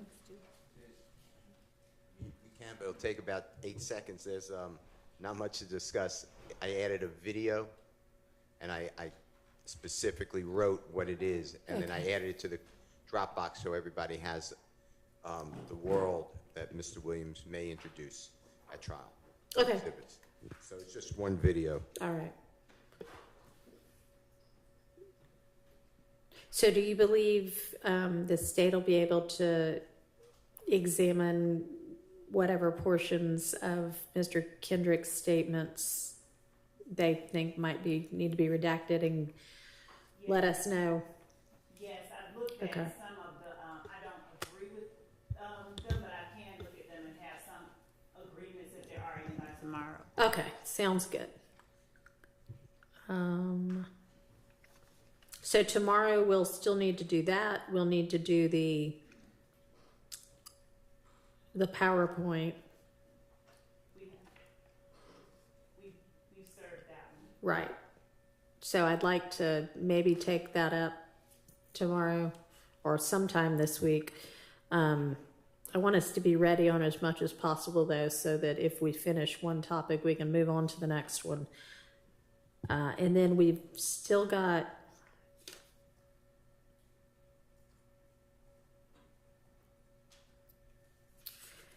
I guess after those two, we just keep moving through the evidence that are in the first 60 witnesses and, figure out any kind of rulings that can be made ahead of time as to those.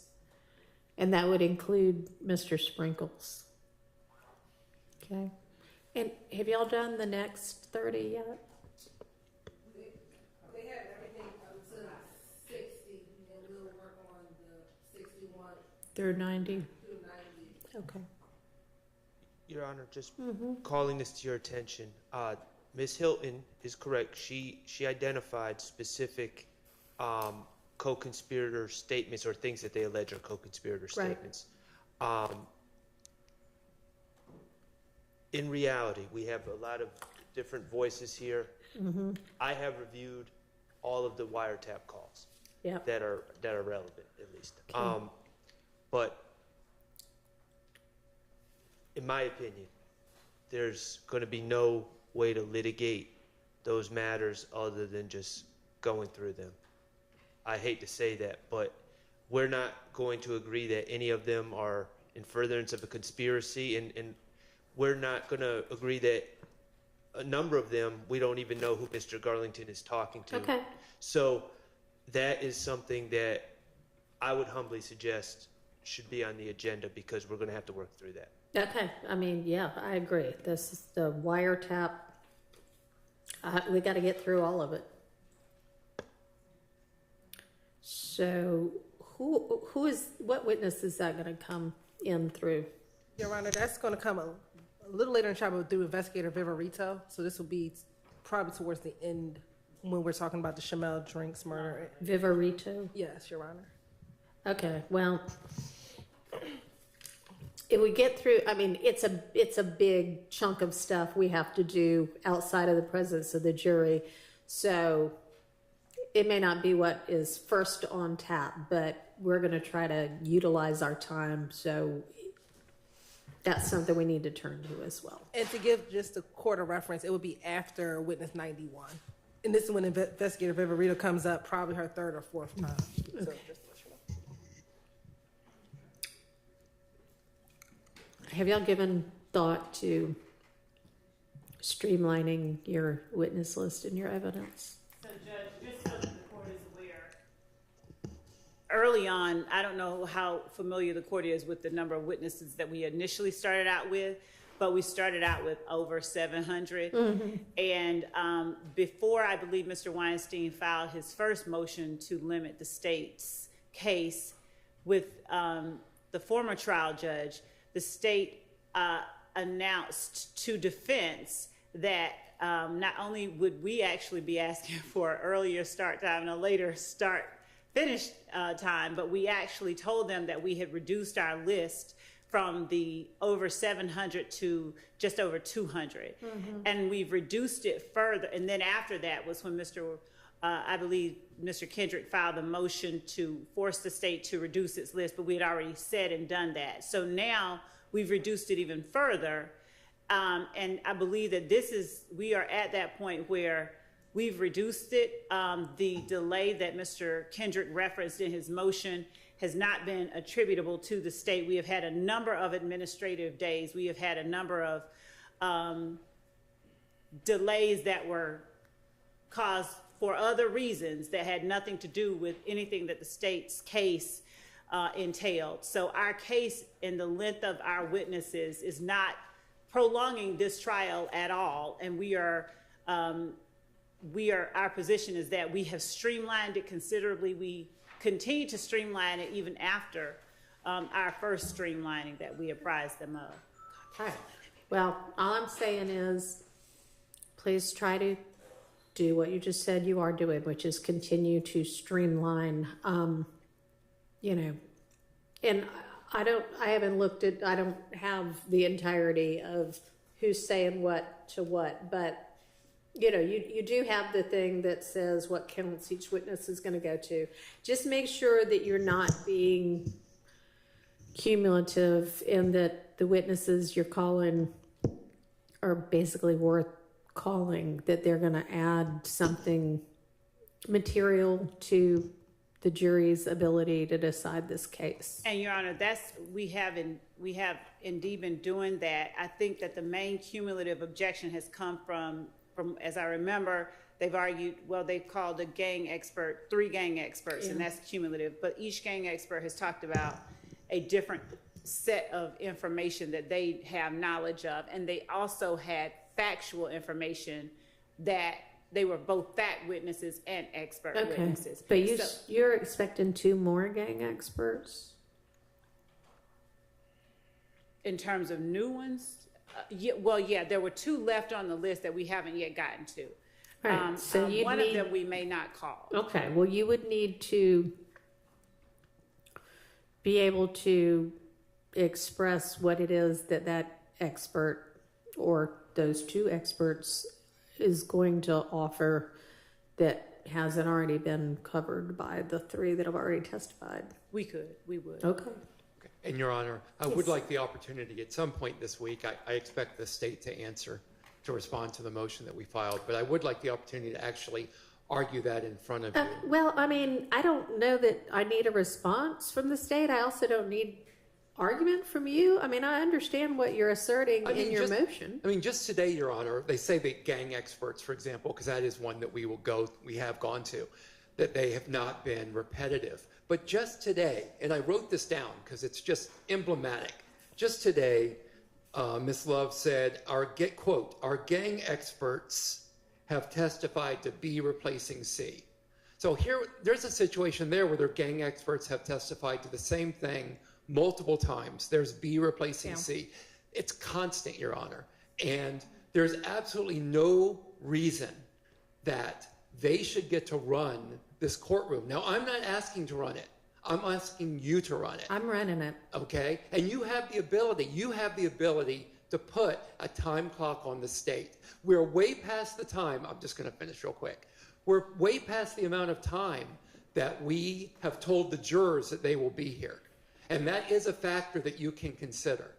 We told the jurors, now I remember 6 months. Other people have said we told the jurors 6 to 9 months.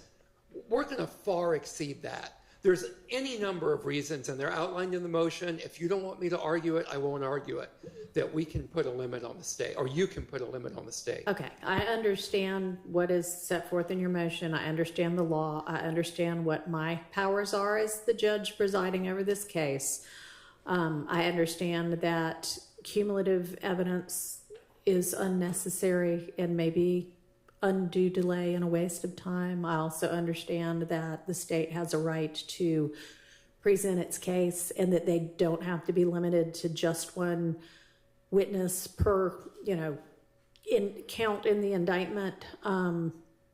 They have rights to. So I appreciate what you put forth there. I agree with it. I mean, it is granted. Okay.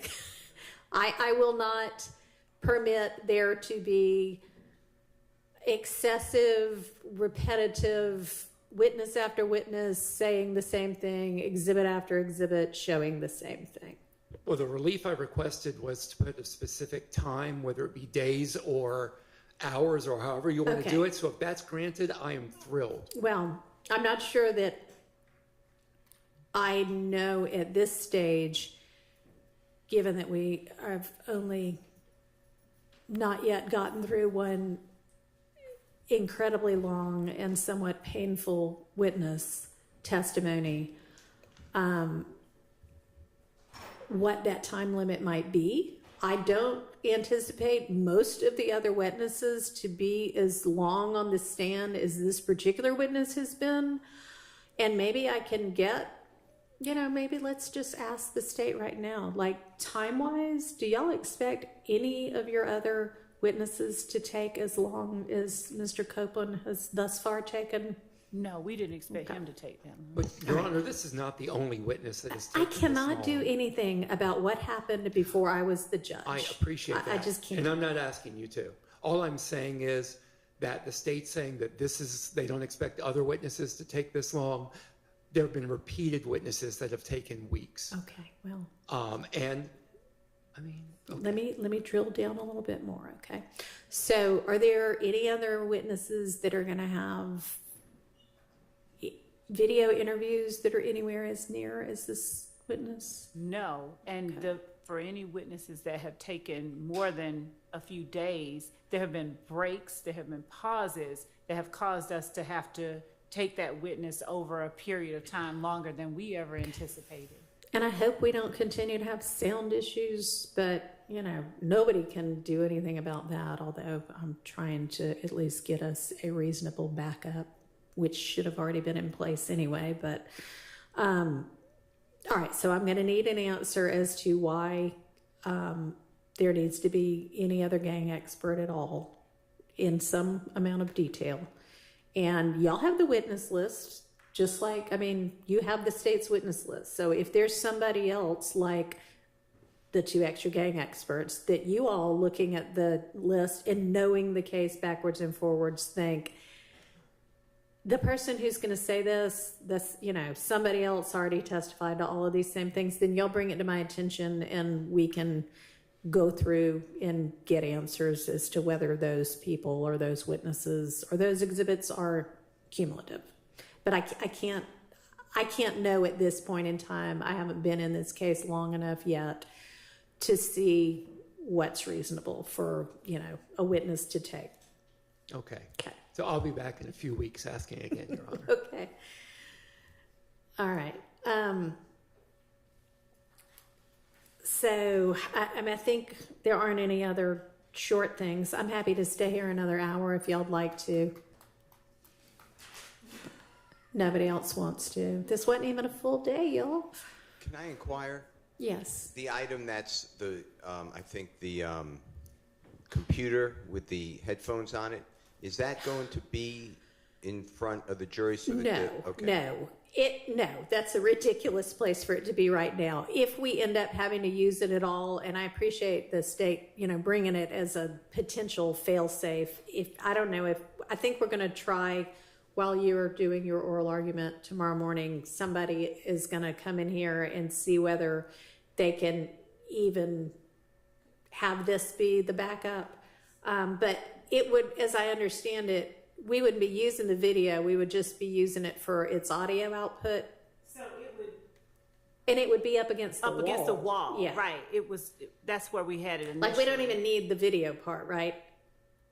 Not necessarily, but it would be showing the zoom. It would just all be the same thing that's on every other screen. The jury doesn't need to watch that screen. They can watch the screen they already have available. So we can slide that entirely up against this back wall that is where it's out of the way and not, you know, blocking anybody's view. That's exactly the way. But we would potentially use it for sound if our sound system continues to go on the fritz.